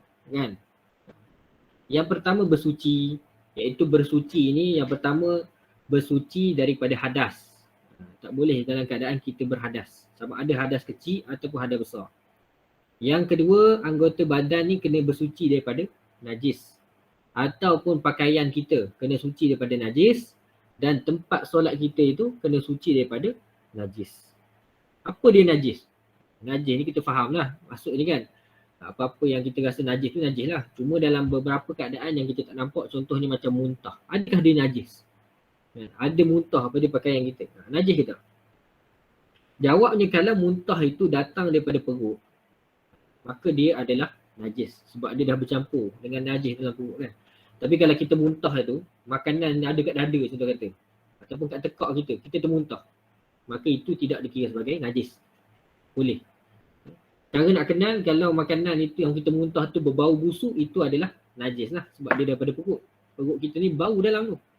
Tapi kalau setakat dia muntah itu daripada tekak, daripada dalam dada kita, itu itu tidaklah sampai dianggap sebagai najis.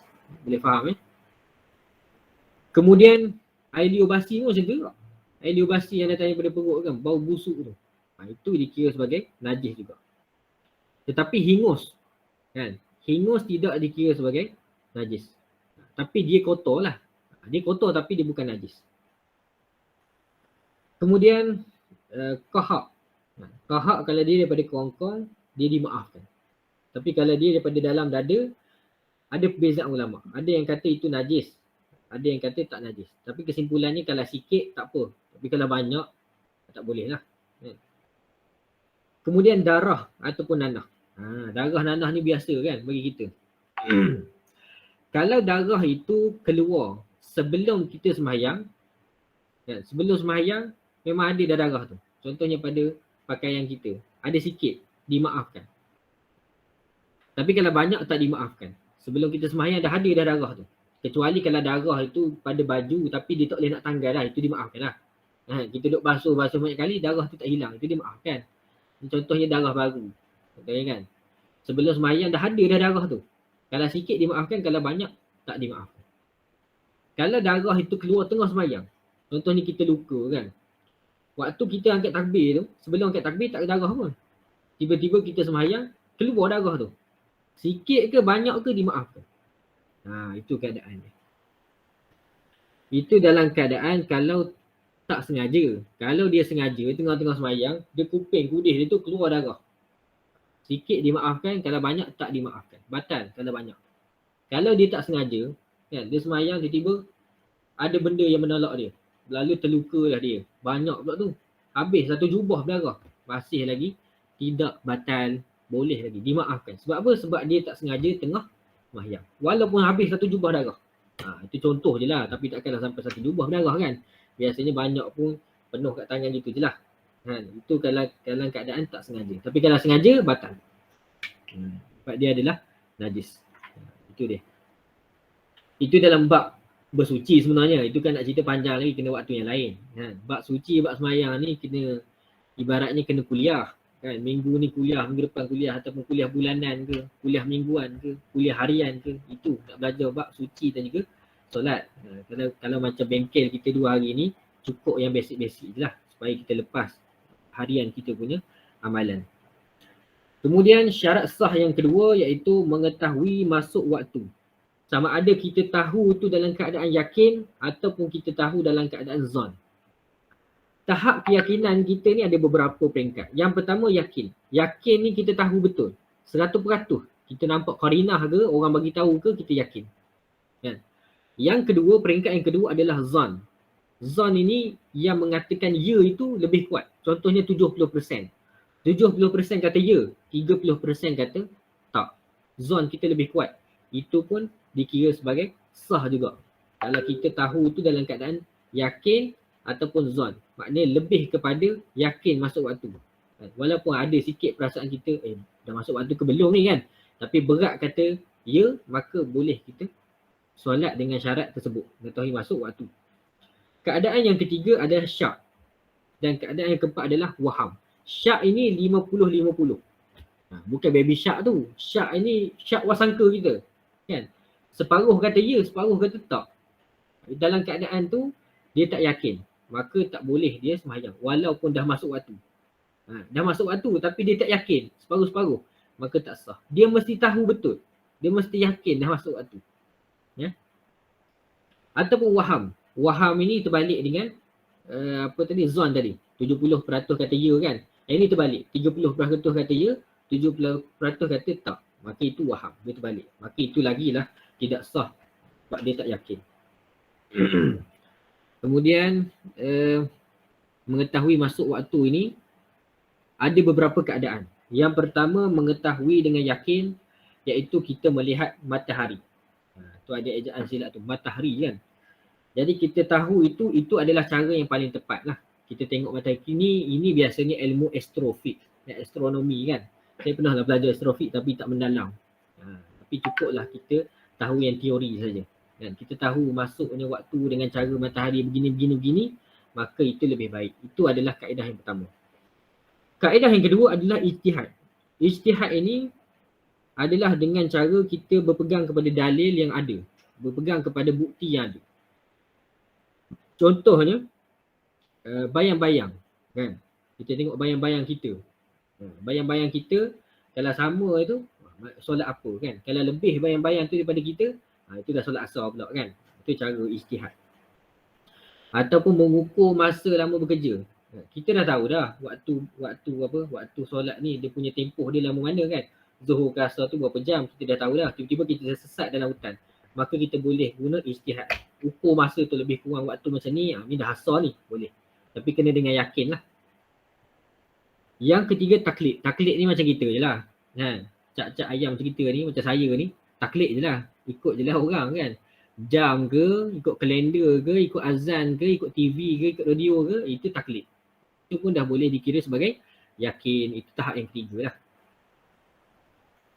Menunjukkan waktu, masuk waktu itu bukan pada azan. Contohnya azan, bila mula azan, kan, Allahu Akbar, maka kita dah boleh sembahyang. Tak perlu tunggu akhir azan. Tapi kalau kita nak solat jemaah, lebih baik keadaannya kita tunggu habis azan. Contohnya dalam keadaan tertentu, iaitu subuh masuk pukul 6, kan? Kita tahu dah, kita dah pandai ukur secara manual. Pukul 6 akan masuk waktu subuh. Tiba-tiba masjid kita azan pukul 6 suku, dia terlewat. Kan? Maksud waktu pukul 6, kita dah semayang dah tadi, dah masuk waktu, tiba-tiba azan pukul 6 suku. Kan? Adakah kita perlu ulang balik? Tak perlu. Sah dah semayang tadi, sebab yang diukur adalah masuk waktu, bukan azan tadi. Azan ini hanya sebagai nak bagi tahu dah masuk waktu tadi. Ataupun dia sebagai syiar saja. Okay. Boleh faham ya? Kemudian syarat sah yang kemudian ni adalah menutup aurat. Ini kena tutup aurat. Dalam bab membatalkan solat nanti kita akan tengok lebih terperinci. Cuma umumnya menutup aurat lah. Kena tutup aurat. Dalam bab membatalkan solat nanti kita akan tengok kalau aurat tu terbuka daripada awal macam mana, kan? Kalau aurat tu terbuka tengah semayang macam mana. Itu dalam bab perkara yang membatalkan solat ni kita akan tengok. Cuma asasnya nak sah solat mesti menutup aurat. Lelaki dengan cara lelaki lah, kan? Perempuan dengan cara perempuan lah. Kemudian yang keempat, menghadap kiblat. Kita kena hadap kiblat. Kecuali kalau tak tahu kiblat. Tapi tak tahu kiblat ni kena tengok keadaan juga. Contohnya kalau saya cerita ni suasana hari ni. Kita pindah rumah, contoh kata. Kita pindah rumah di kawasan yang orang Islam ramai. Kita tak tahu. Kita agak-agak je lah kiblat dia. Dah setahun dah kiblat macam tu. Tiba-tiba ada orang bagi tahu. Kan? Ada orang bagi tahu kiblat salah tu. Maka itu kita kena qada. Ada sebahagian ulama kata qada. Kena qada balik solat yang kita tinggal tu. Sebab apa? Sebab keliling kita tu kita mudah untuk dapatkan kiblat. Jiran kita boleh tanya. Masjid pun dekat kita boleh tanya. Sekarang ni ada kompas. Lagilah mudahnya, kan? Kecuali dalam keadaan yang kita tak tahu. Contohnya di ceruk-ceruk kampung, contohnya masjid.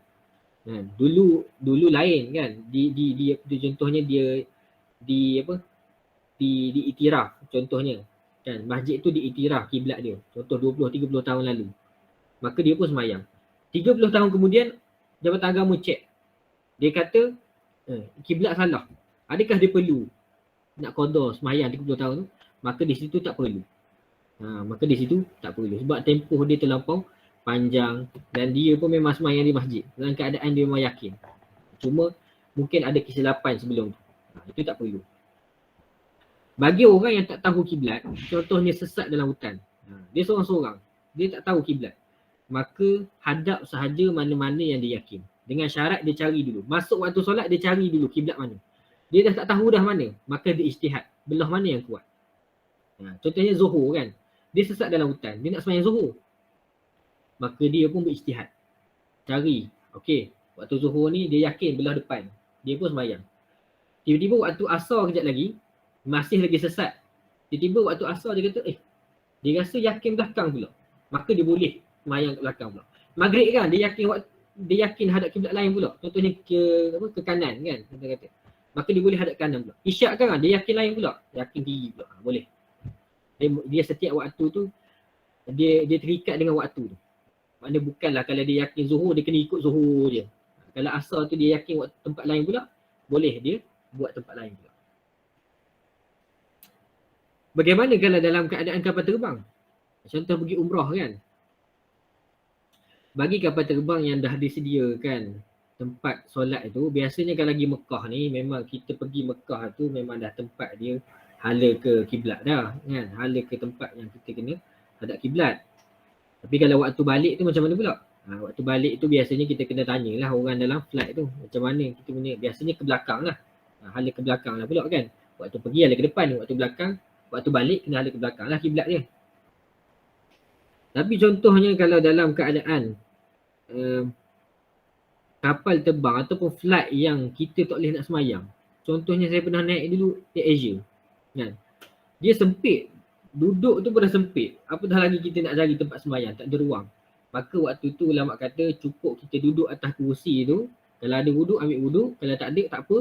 Maka kita semayang itu ibaratnya semayang hormat waktu saja. Kan? Dalam keadaan duduk, kita semayang hormat waktu. Bila sampai je, kita kena qada. Tak berdosa. Dalam keadaan tu diberi keringanan. Okey, boleh faham ya? Itu syarat sah solat. Yang pertama bersuci, tahu masuk waktu solat, menutup aurat dan menghadap kiblat. Kemudian kita pergi kepada rukun solat. Ini penting juga ni. Sebab apa? Sebab bila tak ada rukun, tak sah semayang. Kadang-kadang kita semayang, kita tak tahu pun rukun ke, sunat ke benda ni kan. Kita pakat buat je. Yang pertama rukunnya adalah niat. Macam mana niat itu? Itu kita niat dalam hati je.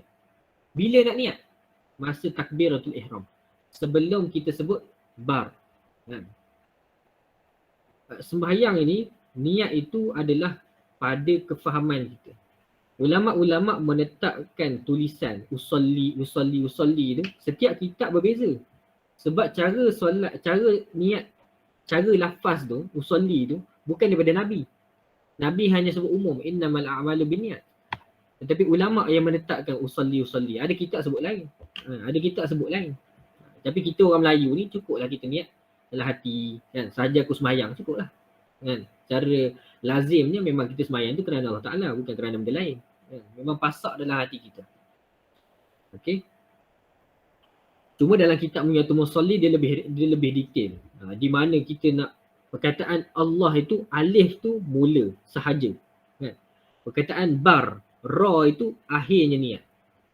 Itu perincian yang lebih terperinci lah. Dan berdiri sekiranya mampu ketika solat fardu. Tapi dalam bab niat tadi, kalau kita nak lafaz pun tak ada masalah. Kalau kita nak lafaz pun tak ada masalah. Syekh Jadul Haq, mantan mufti Mesir, dia kata kalau kita nak lafaz usolli itu pun tak ada masalah. Kalau kita tak lafaz pun tak ada masalah juga.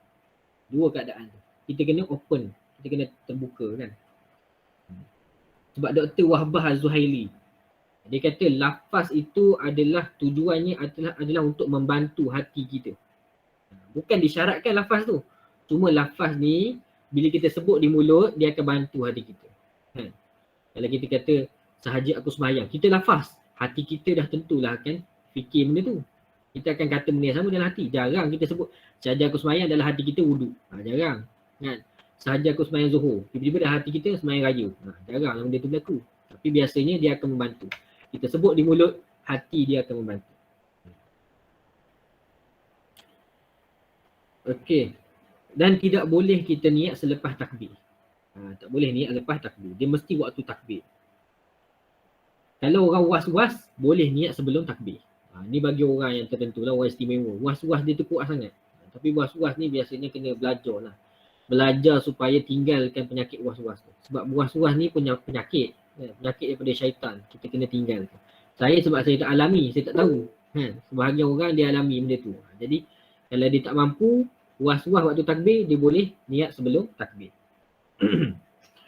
Yang kedua, berdiri sekiranya mampu ketika solat fardu. Solat fardu. Kalau solat sunat, dia mampu berdiri, dia duduk, tak ada masalah.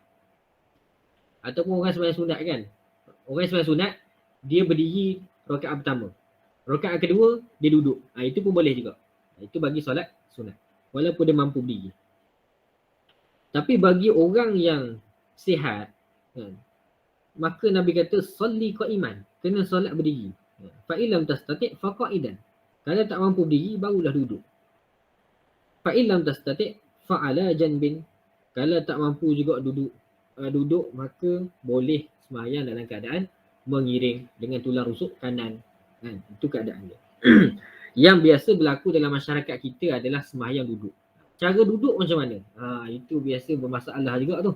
Jemaah-jemaah kita kan, biasanya orang tua lah, orang-orang yang ada pencen tu, ada penyakit ataupun budak-budak muda accident kan, ada masalah kecacatan dan sebagainya.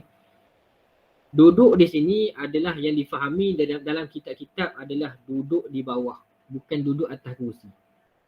Tapi sebahagian ulama semasa kata ikut kemampuan kita. Kan? Kalau kita mampu duduk bawah. Caranya duduk bersila, duduk iftirash ataupun duduk melunjur. Boleh berlaku.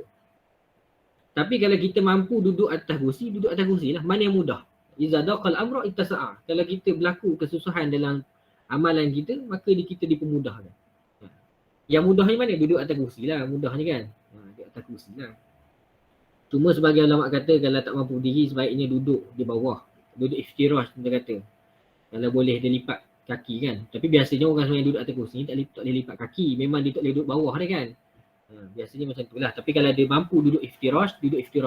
Sebab apa? Sebab dia akan dapat rukun yang lebih banyak. Contohnya kalau dia duduk atas kursi, dia tak dapat sujud dan duduk antara dua sujud. Tapi kalau dia duduk bawah, dia dapat sujud dan dia dapat duduk antara dua sujud. Ni bagi orang yang tak mampu diri. Tapi apa yang berlaku hari ni, kadang-kadang kita tengok kat masjid. Dia datang ke masjid tu berjalan. Kan? Yelah bawa kursi lah. Berjalan. Elok je berjalan. Tiba-tiba tanya orang semayang, dia duduk. Itu tak boleh. Waktu bila boleh? Kalau dia mampu berdiri daripada awal, dia lepas masa dia angkat takbir tu, dia kena berdiri dah. Kursi tu tak apa, letak dulu dekat sah. Kedudukan sah ni biasanya tengok keadaan. Sekejap lagi saya cerita. Kalau dia mampu berdiri pada awal, dia kena berdiri pada awal. Berdiri macam orang biasa, kursi dia standby belakang. Kemudian dia pun angkat takbir, sembahyang, ikut imam semua. Bila imam rukuk, dia kena rukuk. Rukuk setakat mana dia mampu. Kan? Nabi sebut, ma nahitukum anhu fajtanibuh wa ma amartukum bihi fa'tu minhu mastata'tum. Kalau aku suruh kamu buat satu perkara, buatlah ikut kemampuan kamu. Maka kalau dia rukuk, setakat mana dia mampu, cukup sekadar itu saja. Kan? Kemudian dia pun iktidal. Bila nak sujud, dia tak mampu. Waktu tu dia duduk. Tapi duduk dia tu, dia kena tunduk sikit lah. Nak menunjukkan isyarat dia duduk.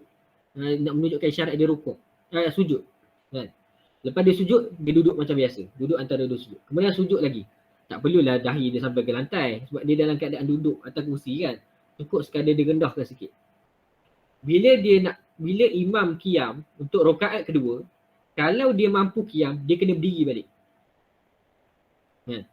Kalau dia dah tak mampu, barulah duduk. Tapi kadang-kadang saya tengok, mereka ni daripada rakaat pertama dah duduk. Itu masalah. Masalah dalam masyarakat kita. Apa yang perlu adalah kita kena berdiri pada awal. Rakaat kedua kalau mampu berdiri. Kalau tak mampu, baru duduk. Itu keadaannya. Okey. Itu dalam keadaan kalau tak mampu solat berdiri. Pembahasan dia panjang lagi. Cuma asasnya yang tu lah. Kemudian takbiratul ihram. Takbiratul ihram adalah dengan menyebut Allahu Akbar. Kita sebut Allahu Akbar tu. Angkat tangan itu adalah sunat. Tapi dalam bab semayang, kalau kita tak buat benda sunat, dia jadi makruh. Sebab benda tu Nabi buat. Sebagai ulama kata, kalau tak buat benda sunat, jadi makruh dalam semayang. Jadi sebaiknya buat je lah. Cuma nak kata dari segi hukum, takbiratul ihram itu adalah dengan kita menyebut Allahu Akbar. Kenapa dinamakan takbiratul ihram? Kerana kalau kita faham solat itu, maksud solat itu apa dia? Maksud solat ini adalah perkataan dan perbuatan yang bermula dengan takbiratul ihram dan berakhir dengan salam beserta dengan niat dan syarat-syarat yang tertentu. Apa yang dimaksudkan dengan takbiratul ihram kat situ? Dan apa yang dimaksudkan dengan salam? Kita sekalikan. Takbir dengan salam. Takbiratul ihram ni maksudnya bila kita dah start takbir, maka haram untuk kita buat perkara yang membatalkan, contohnya makan. Makan waktu semayang batal. Sebelum takbir tak apa. Tapi waktu dah lepas takbir, maka haram. Kita nak buang angin ke, kita nak terbuang air ke, maka haram begitu. Haram tu kalau sengaja kita teruskan semayang, batal. Haram, berdosa. Tapi kalau kita terbatal, kita berhenti, tak apa, dimaafkan. Cuma nak kata batal lah semayang tu. Ya? Di mana hurufnya? Di mana huruf yang menentukannya? Ketika huruf ra. Allahu Akbar. Selagi tak sampai huruf ra mati tu, selagi tu kita belum masuk semayang. Allahu Akbar. Bar itu penentu kepada masuknya semayang. Ya? Itu kena faham. Dan bila kita dikatakan akhir semayang? Perkataan Assalamualaikum warahmatullahi wabarakatuh. Di mana kita dikatakan berhenti? Wabarakatuh tu tak adalah. Assalamualaikum warahmatullahi kan? Assalamualaikum warahmatullahi. Di mana dia punya garis dia? Nak dikatakan kita berakhirnya semayang. Iaitu pada perkataan ataupun huruf mim mati. Assalamualaikum. Kan? Mim mati tu, kalau kita buang angin, terkentut contoh kata. Assalam, kentut, batal semayang. Sebab kita belum sebut kum. Tapi kalau kita dah sebut Assalamualaikum, kentut. Lepas kum kita kentut, kita sebut warahmatullah, sah semayang. Sebab penentu dia adalah perkataan kum. Kenapa penting kita tahu bar dengan kum tu? Ini biasa dalam solat masbuk. Contohnya imam dah semayang. Imam dah tahiyat akhir. Dan imam dah nak bagi salam dah pun. Kita baru sampai. Bila masa kita dikatakan dapat pahala jemaah ni? Kita dah takbir Allahu Akbar. Dalam masa yang sama, imam bagi salam. Di mana kita dikatakan kita dapat pahala berjemaah? Sebagian ulama kata kena dapat 1 rakaat. Maknanya sebelum imam iktidal. Kalau kita sempat rukuk, maka itu dikira sebagai dapat pahala jemaah. Maknanya bila kita tambah solat tu, tambah 3 je lah kalau solat zuhur. Solat asar pun kan, tambah 3. Kalau kita kena tambah 4 rakaat, maksudnya kita tak dapat pahala jemaah. Tapi dalam mazhab Syafi'i, itu dalam mazhab lain tadi kan. Tapi dalam mazhab Syafi'i, pandangan yang kita pegang, penentu dia adalah perkataan Assalamualaikum. Bila masa? Bila kita angkat takbir Allahu Akbar, perkataan bar itu kita sempat sebut sebelum imam sebut kum. Dia akan jadi kedudukan dia bar kum. Faham tak? Boleh faham tak maksud saya? Boleh faham tak? Ada tak? Ada orang tak? Ustaz, ulang semula Ustaz. Okey, saya ulang balik. Dalam keadaan kalau kita datang semayang, imam dah nak bagi salam, tahiyat akhir lah maksudnya kan. Maka kita masuk. Kan? Kita nak semayang, imam dah nak bagi salam. Kita angkat takbir. Allahu Akbar. Kalau perkataan bar itu kita sebut sebelum imam sebut kum. Ini kalau serentak lah. Kalau serentak. Kita sebut Allahu Akbar. Kita sebut bar itu sebelum imam sebut kum. Assalamualaikum. Maknanya perkataan tu akan jadi bar kum. Bar itu daripada kita. Imam kum. Faham tak? Maksudnya perkataan bar itu kita sebut sebelum imam sebut kum. Maka kita akan dapat pahala jemaah. Boleh faham? Faham Ustaz, terima kasih. Faham. Tapi kalau kita imam sebut kum dulu, kita sebut bar, maka itu dah tak kira dah. Maka kita tak dapat pahala jemaah. Teruskan semayang. Teruskan semayang je lah macam biasa kan. Tapi tak dapat pahala jemaah tu. Tapi kalau kita dapat macam tadi kan, keadaan tadi Allahu Akbar. Kita sebut sebelum kum kan. Allahu Akbar. Imam pun sebut kum. Maknanya kita dapat pahala jemaah. Tak perlu lagi kita nak pergi turun turun duduk tahiyat tu. Terus je semayang berdiri macam biasa. Tak perlu lagi turun. Maka kita akan dapat pahala jemaah. Itu keadaan. Itu garis panduan je lah. Maknanya kalau biasanya kehidupan kita ni jarang berlaku macam tu kan. Maknanya kalau sempat tu memang sempat lah. Kalau tak sempat tu biasanya kita ke belakang je lah semayang sendiri ataupun kita cari orang masbuk. Kemudian itu bab takbiratul ihram. Yang seterusnya membaca surah Al-Fatihah. Baca surah Al-Fatihah ini adalah rukun. Bermula pada ayat yang pertama iaitu Bismillahirrahmanirrahim. Sampailah waladdallin. Amin tu sunat. Kalau kita tertinggal satu huruf, maka wajib kita ulang. Kalau kita rukuk, kita tak ulang, batal sembahyang. Lepas rukuk baru batal. Sebab kita dah berpindah kepada rakaat yang lain. Rukun yang lain. Selagi kita belum, contohnya kita tertinggal kan, Maliki Yaumiddin contohnya tinggal satu ayat. Habis waladdallin kan. Kita teringat, terlupa Maliki Yaumiddin. Kita pun ulang balik. Itu tak ada masalah. Tapi kalau dia memang tertinggal, maka kena ulang balik semuanya. Zikir batal lah waktu itu. Cuma perbahasan berkenaan dengan bismillah ini, kadang-kadang kena sebut. Sebab kadang bila kita dengar negara lain, dia tak baca bismillah. Kan? Lepas tu kita duk kata dia sesat. Tak boleh. Sebab kita kena ada ilmu juga. Sebab tu kita kena ada ilmu. Mengetahui mazhab lain. Bagi mazhab Syafi'i memang wajib bismillah itu kalau imam baca kan. Wajib bismillah itu kuat. Dalam mazhab Hambali dan Hanafi, dia ada bismillah tapi dia baca perlahan. Bismillahirrahmanirrahim. Alhamdulillahirrabbilalamin. Ayat yang Alhamdulillah itu baru kuat. Tapi bismillah dia perlahan. Tapi bagi mazhab Maliki, ayat pertama dia adalah Alhamdulillahirrabbilalamin. Dia tak ada bismillah. Itu bagi mazhab Maliki. Sebab Anas bin Malik pernah sekali solat dengan Nabi dan juga para sahabat yang muktabar yang tinggi, contohnya Abu Bakar, Umar, Uthman. Anas bin Malik pernah solat belakang mereka. Mereka ni tak baca bismillah. Sebab itu Imam Malik pegang kepada perkara tersebut. Tapi ulama-ulama lain yang kata macam Syafi'i kena baca bismillah. Itu dia kata itu berdasarkan perkara yang biasalah. Maknanya berdasarkan amalan-amalan Nabi kan. Nabi ada masa ketika dia baca bismillah, ada masa tak baca bismillah. Dan dalam Quran pun ayat pertama kalau surah Fatihah tu memang ayat pertama dia Bismillahirrahmanirrahim. Cuma ada perbezaan dari sudut Maliki je lah kan. Hanafi dan Hambali dia baca cuma perlahan. Itu beza dia. Cuma nak kata Fatihah ni wajib. Dan kita wajib baca dia dengan betul. Kalau salah huruf baris tu kita kena ulang balik. Sebab dia penting. Dan kita kena sebut. Kita kena sebut. Sebab dia rukun qauli. Kita kena sebut dengan jelas. Kalau kita dengar ada telinga kita, baguslah. Itu yang baiklah. Kalau ada orang tanya, kalau dengar orang sebelah macam mana? Kan? Orang sebelah kita dengar, sah lagi. Harus lagi. Tak ada masalah. Tapi kalau orang sebelah kepada sebelah kita, contohnya kita di sini kan. Kita sini. Ini jemaah sebelah kita. Tapi orang hak sini dengar. Orang hak selang daripada kita dengar, itu makruh. Sebab dia kuat sangat kan makruh.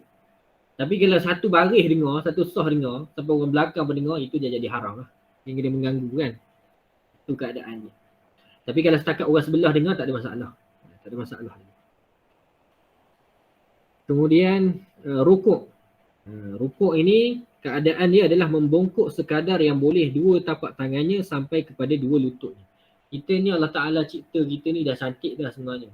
Tangan kita ni kan, dia punya panjang dia cukup-cukup dah untuk angkat takbir, cukup-cukup dah untuk pegang lutut waktu rukuk. Comel dah kan.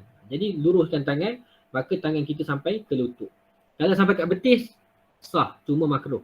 Kalau kat paha, sah, cuma makruh. Kita kena faham tu, tak batal, cuma makruh kan. Yang afdal, yang dapat pahala sunat, yang baiknya adalah pegang lutut. Yang lebih sempurna ialah membongkok sehingga belakangnya sama rata secara mendatar. Sampaikan sahabat kata, Nabi kalau dia rukuk, kalau letak air tu tak tumpah. Tapi tak adalah letak betul, cuma nak menggambarkan dia punya papan belakang ni lurus. Itu keadaan yang sempurna. Nak test kena suruh orang check.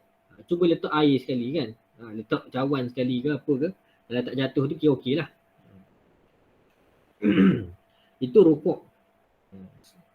Kemudian yang sunatnya adalah waktu rukuk ni menjarakkan jari. Itu antara perkara sunat lah. Perkara sunat menjarakkan jari ketika tangan kita itu berada di atas lutut. Contohnya kalau tak baca tasbih Subhana Rabbiyal Azim, adakah sah? Ada siapa nak cuba jawab? Kalau tak baca tasbih tu, sah tak sembahyang? Ada siapa pun nak jawab? Kok boleh kita interaksi sikit kan? Sah. Ya? Sah. Dia sunat. Betul. Yang sah, yang rukunnya adalah rukuk, bukan membaca tasbih tadi. Ya. Membaca tasbih itu adalah sah. Sebab dia adalah sunat. Cuma kalau tinggal makruh. Itu kita kena faham. Dan yang pentingnya lagi adalah tomak ninah. Tomak ninah itu adalah sekadar membaca sekali tasbih. Itu tomak ninah. Kemudian i'tidal. I'tidal ini kita lepas rukuk kita sami Allahu liman hamidah kan. Itu keadaan i'tidal. Cara dia macam mana? Sami Allahu liman hamidah ataupun tak angkat tangan pun tak apa. Angkat tangan pun lebih baik dapat pahala kan. Keadaan dia ada sebahagian ulama kata lepas sami Allahu liman hamidah tangan ke bawah ataupun kita kembali balik macam qiyam tadi, tangan kat tengah-tengah. Dua keadaan tu boleh. Yang ada ulama kata yang kuat adalah lepas i'tidal sami Allahu liman hamidah, yang kuatnya adalah letak di perut kita. Semacam kita qiyam. Sebab apa? Sebab dia kembali kepada qiyam. Lepas rukuk kita kembali qiyam. Itu yang kuat. Tapi pandangan kita mazhab Syafi'i, kita lepas ke bawah je lah kan. Sami Allahu liman hamidah, lepas ke tepi. Gerak sikit tak apa. Tapi kalau gerak banyak, goyang lebih 3 kali betul-betul batal. Itu kena tahu cara dia. Kemudian i'tidal sujud. Sujud 2 kali. Macam mana cara sujud? Yang pertama, menyentuh tempat sujud dengan dahi yang terdedah. Tak boleh ada halangan. Maksud halangan di sini adalah halangan berbentuk kalau pakaian tu melekat dengan kita. Contohnya tie ataupun telekung kan. Lelaki biasa tie lah. Ataupun kopiah kan. Kalau kita sujud, berlapik dahi itu dengan sesuatu yang melekat pada kita, maka batal. Tapi kalau pakaian orang lain tak apa. Itu kena faham kaedah tu. Tapi kalau sejadah kecil kan, sejadah kecil ni biasa dia akan tinggi sikit kan. Selagi mana dia sujud tu kepala dia tak melebihi punggung, maka sah. Tapi kalau dia sujud atas tai dia, sujud atas telekung dia, maka tak boleh. Itu bagi dahi. Kalau tangan tak apa kan. Orang perempuan dia sujud tapak tangan dia tu atas telekung, itu tak ada masalah. Tapi mana nak turun dulu? Lepas kita i'tidal kan, nak turun nak turun lutut dulu ke tangan dulu? Maka mazhab Syafi'i kata sunat turun lutut dulu. Lepas kita i'tidal kan, sami Allahu liman hamidah, kita pun turun. Nak turun mana dulu? Syafi'i kata turun lutut dulu, baru tangan. Tapi mazhab Hambali kata turun tangan dulu sunat. Sebab tu kita kadang tengok orang beza-beza kan, ada turun lutut dulu, ada turun tangan dulu kan, tapak tangan dulu. Di sana ada perbezaan dari sudut sunat je lah.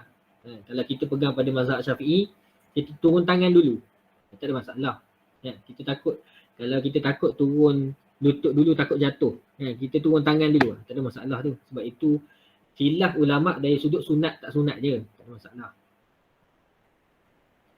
Dan sunat juga ketika kita sujud, jari ni direnggang-renggang. Jari tu renggang-renggang, buka kan, dan menghadap kiblat. Dan jari tu, tangan tu mestilah betul-betul setentan dengan bahu.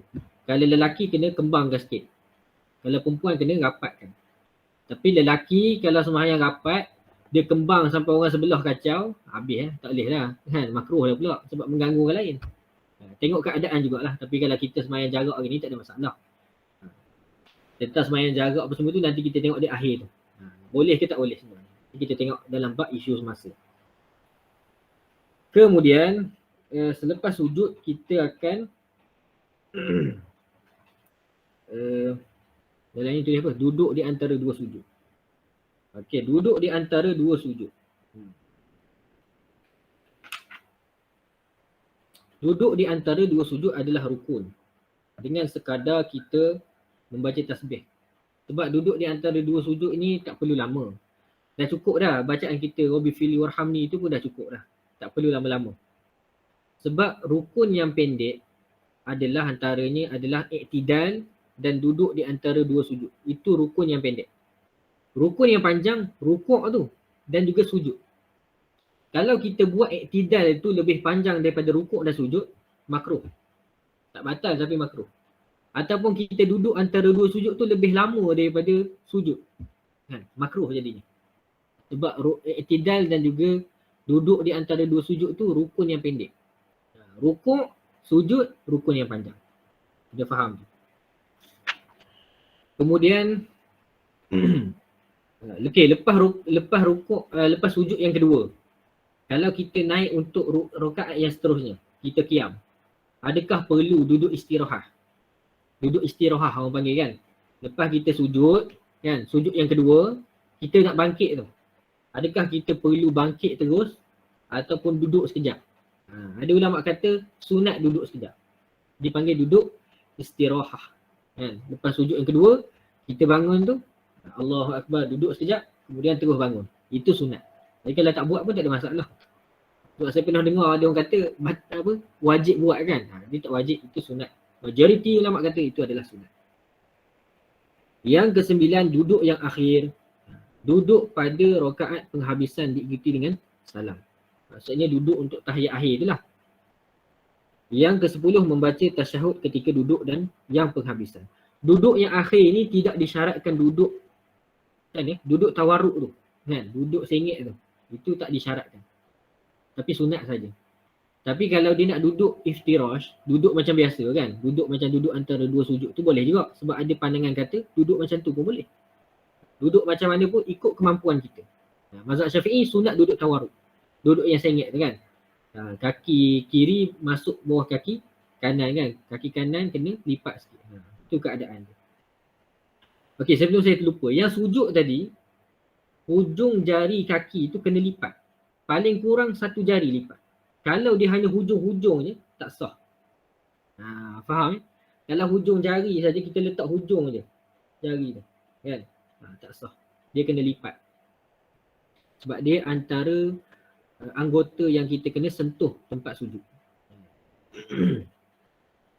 Yang ke-10, rukun yang ke-10 adalah membaca tasyahud ketika duduk yang penghabisan.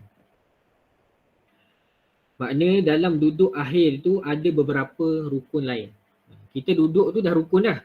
Membaca tasyahud tu pun rukun. Di mana rukun dia? At-tahiyyatul mubarakatuh salawatu tayyibatulillah. Assalamualaikum ayuhan nabi wa rahmatullahi wa barakatuh. Assalamu alayna wa ala ibadillah salihin. Asyhadu an la ilaha illallah wa asyhadu anna Muhammadar Rasulullah. Itu tasyahud akhir. Sampai itu je. Itu rukun. Rukun yang seterusnya adalah berselawat ke atas Nabi SAW selepas tasyahud akhir. Wa asyhadu anna Muhammadar Rasulullah. Allahumma salli ala Muhammad. Kena sebut tu. Kena sebut tu. Wa ali Muhammad, itu sunat. Kama sallaita ala Ibrahim, itu sunat. Tapi kita nak habis pun tak ada masalah. Tapi contoh kalau kita nak cepat-cepat, cukup sekadar itu saja. Allahumma salli ala Muhammad. Cukup sekadar itu saja. Boleh bagi salam. Biasanya sembahyang sunat orang buat macam tu kan, nak cepat kan. Persoalan tentang, satu lagi orang ramai tanya. Nak baca selawat itu kan. Allahumma salli ala Sayyidina ke Allahumma salli ala Muhammad je. Buat orang kita ni suka tanya benda-benda kecil macam tu. Benda-benda besar orang tak tanya. Apa ni, kita punya anak tak semayang, kita tak cara pun. Benda-benda kecil macam tu kita cara sangat. Kita risau sangat. Jadi ulama kata nak baca Sayyidina pun tak apa, tak nak baca pun tak apa. Mudah, simple je. Kan? Mufti Musa kata macam tu dulu. Tapi kalau kita nak baca Sayyidina, kena sebut betul-betul. Sayyidina. Ya itu ada syaddah. Dia tak boleh Sayyidina. Macam Sayyidina ni macam permainan dia pula kan. Permainan macam rumah kita tu. Itu Sayyidina. Tapi kalau kita nak baca, kita kena baca Sayyidina. Kalau tak baca pun tak ada masalah. Macam bab kunut lah. Kan? Ni masalah paling besar lah kat Malaysia ni. Perbezaan kunut ini bukan masalah aliran apa. Dia hanya perbezaan mazhab. Selagi dalam mazhab, maka itu adalah ahli sunnah wal jamaah. Mazhab yang 4 tu, Syafi'i, Maliki, Hambali, Hanafi. 4-4 ni ahli sunnah wal jamaah. Kalau tak baca pun tak apa, tak masalah. Cuma dalam mazhab Syafi'i dia ketat sikit lah. Kalau tinggal kunut, maka kena sujud sahwi. Itu keadaan dia. Nanti kita akan jumpa lah tu. Cuma nak kata kita kena lebih terbuka. Kalau orang tak baca kunut, kita jangan salahkan dia sesat ke apa ke. Itu pandangan dia. Maknanya ada pandangan lain yang mengatakan kunut itu bukan perkara sunat. Ini tak perlu baca pun dalam solat subuh. Itu kena faham. Sebab kita ni orang biasa. Sedangkan mazhab Syafi'i, Imam Syafi'i sendiri pun kan. Imam Syafi'i ni, dia ni pengasas mazhab. Tahu kan? Pengasas mazhab ni dia yang buat mazhab tu. Ada satu ketika, dia ni memegang pandangan yang kata kena baca kunut. Bukan rukun, cuma sunat. Kalau tinggal sunat ni kena sujud sahwi. Tapi bila dia pergi kepada negara Baghdad, contoh kata, dia pergi ke Baghdad. Baghdad ni pegang mazhab yang tak baca kunut. Bila datang dia, orang akan suruh dia jadi imam lah. Bila jadi imam, kan, dia jadi imam, dia tak baca pun kunut. Sebab apa? Sebab dia meraihkan orang yang ada dekat situ. Itu pembuat mazhab tu. Kita orang biasa ni, kita duk balas sama sendiri. Itu tak baik lah. Itu tak comel lah orang kata kan. Sedangkan pengasas mazhab pun meraihkan perbezaan mazhab. Ini pula kita hanya mengikut. Lebih baik lagi kan. Okey, kemudian salam yang pertama.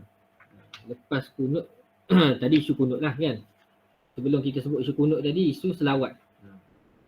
Lepas selawat adalah salam yang pertama. Sekadar mana salam itu adalah cukup sekadar orang sebelah nampak pipi kita. Orang belakang nampak pipi kita. Orang belakang nampak pipi kita okey lah. Cukup lah tu. Tak perlu sampai nak beralih dada. Alih dada batas sembahyang. Sebab dada kita wajib menghadap kiblat. Sebab tu kalau kita ni dalam perkara yang memakruhkan sembahyang, kalau kita duk pusing kepala, tak batas sembahyang. Dia hanya makruh. Yang batas sembahyang kita bila kita beralih dada kita. Dada kita wajib menghadap kiblat. Itu yang sepatutnya. Kan? Contohnya beralih kepala. Dia makruh kecuali keperluan. Bila masa keperluan? Contohnya lah, ini kita akan sebut nanti, cuma saya nak bagi gambar. Kalau sah pertama penuh. Sah yang kedua kita baru sampai. Kita seorang-seorang je. Kalau ada orang lain tak apa. Tapi kita sampai tu seorang-seorang je. Kan? Kita kena tarik orang depan. Kita kena tarik orang depan yang sah pertama, tarik ke belakang supaya dia bersama-sama dengan kita. Tapi jangan tarik kuat. Bagi syarat je kat dia. Kan? Bagi syarat kat dia supaya dia pergi ke belakang. Orang yang di depan tu, yang dapat isyarat supaya ke belakang tu, dia sunat ke belakang. Kalau dia tak pergi ke belakang tak apa, tapi makruh. Tapi kalau dia pergi ke belakang, dia dapat pahala sunat. Tapi kalau dia nak pastikan, orang yang ditegur ni supaya ke belakang, dia nak pastikan, dia boleh toleh sikit. Toleh sikit kan. Supaya ada orang tak kadang tegur-tegur tak ada orang belakang. Itu lari dah bukan pula kan. Ini dalam keadaan kalau dia nak pastikan. Ada orang tegur dekat belakang. Kan? Maka dia boleh toleh sikit sebelum pergi belakang. Tengok sikit belakang tu. Biasa kita toleh sikit pun dah nampak dah bayang-bayang orang kan. Maka boleh ke belakang. Tapi orang yang tegur dia tu, bila dia orang tu dah ke belakang, jangan dia masuk pula sah pertama tu. Dah tinggal pula orang belakang tu kan. Macam ada video pernah kita tengok tu kan. Pergi ke belakang, orang belakang tu pergi ke depan. Itu tak boleh lah tu. Dia kena sama-sama lah. Ruang yang kosong, orang sebelah kena penuh. Orang yang sebelah kena penuh. Tak rapat sah, bukan tak sah. Tapi cuma tak dapat fadilat rapat sah itu je. Itu kena faham. Macam hari ni rapatkan sah kan. Orang kata solat jarak. Kan? Itu bukan syarat. Rapat sah ni bukan syarat. Itu kena faham. Itu kita akan bincang akhir nanti. Dalam bab isu semasa. Okey. Dalam bab bagi salam juga. Ada orang tanya. Ada sebahagian orang. Dia angguk. Tengah-tengah tu. Assalamualaikum warahmatullahi. Sampai kat tengah dia angguk.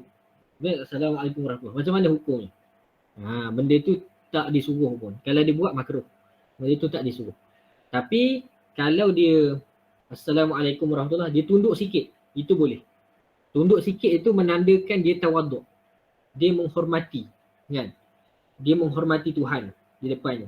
Itu sebagai tanda hormat kan. Macam kita lah tanda hormat kepada orang, kita akan tunduk sikit kan.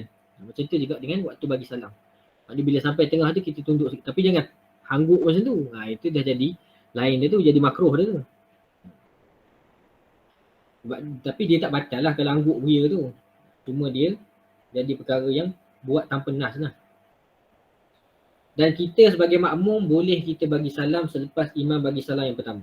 Assalamualaikum. Dan kita boleh ikut lah. Lepas kum tu kita boleh bagi salam. Tetapi dari segi adabnya tunggulah imam habis salam yang kedua dulu. Cuma kita nak cerita dari segi hukum je lah. Lepas habis imam salam yang pertama, kita boleh bagi salam lah. Tapi sebaiknya tunggu imam habis bagi salam yang kedua. Satu lagi ketika tahiyat akhir kan. Soal menggerakkan jari tu. Ada orang kata tanya kan. Waktu tahiyat akhir ni, ketika baca asyhadu an la ilaha illallah tu, kita kan naik jari kan. Ada orang tanya, ada mazhab dia gerak jari kan. Kadang-kadang di kampung-kampung pun ada buat kan. Di kampung-kampung saya dulu di Pahang tu, ada orang bila dia tahiyat dia angkat jari, dia gerak-gerak. Macam mana hukum ni? Tapi biasa orang kampung ni dia gerak-gerak bukan dia tahu pun tu mazhab apa. Dia saja-saja gerak je. Tapi kalau dia tahu tu mazhab apa, tak apa. Itu adalah amalan mazhab Maliki. Menggerak-gerakkan jari tu tak apa. Itu bagi dia boleh. Tapi bagi mazhab Syafi'i kita kena stay. Asyhadu an la ilaha illallah. Apa maksud illallah? Melainkan Allah kan? Kita faham. Melainkan Allah. Tak ada Tuhan melainkan Allah. Melainkan Allah, kita angkat jari.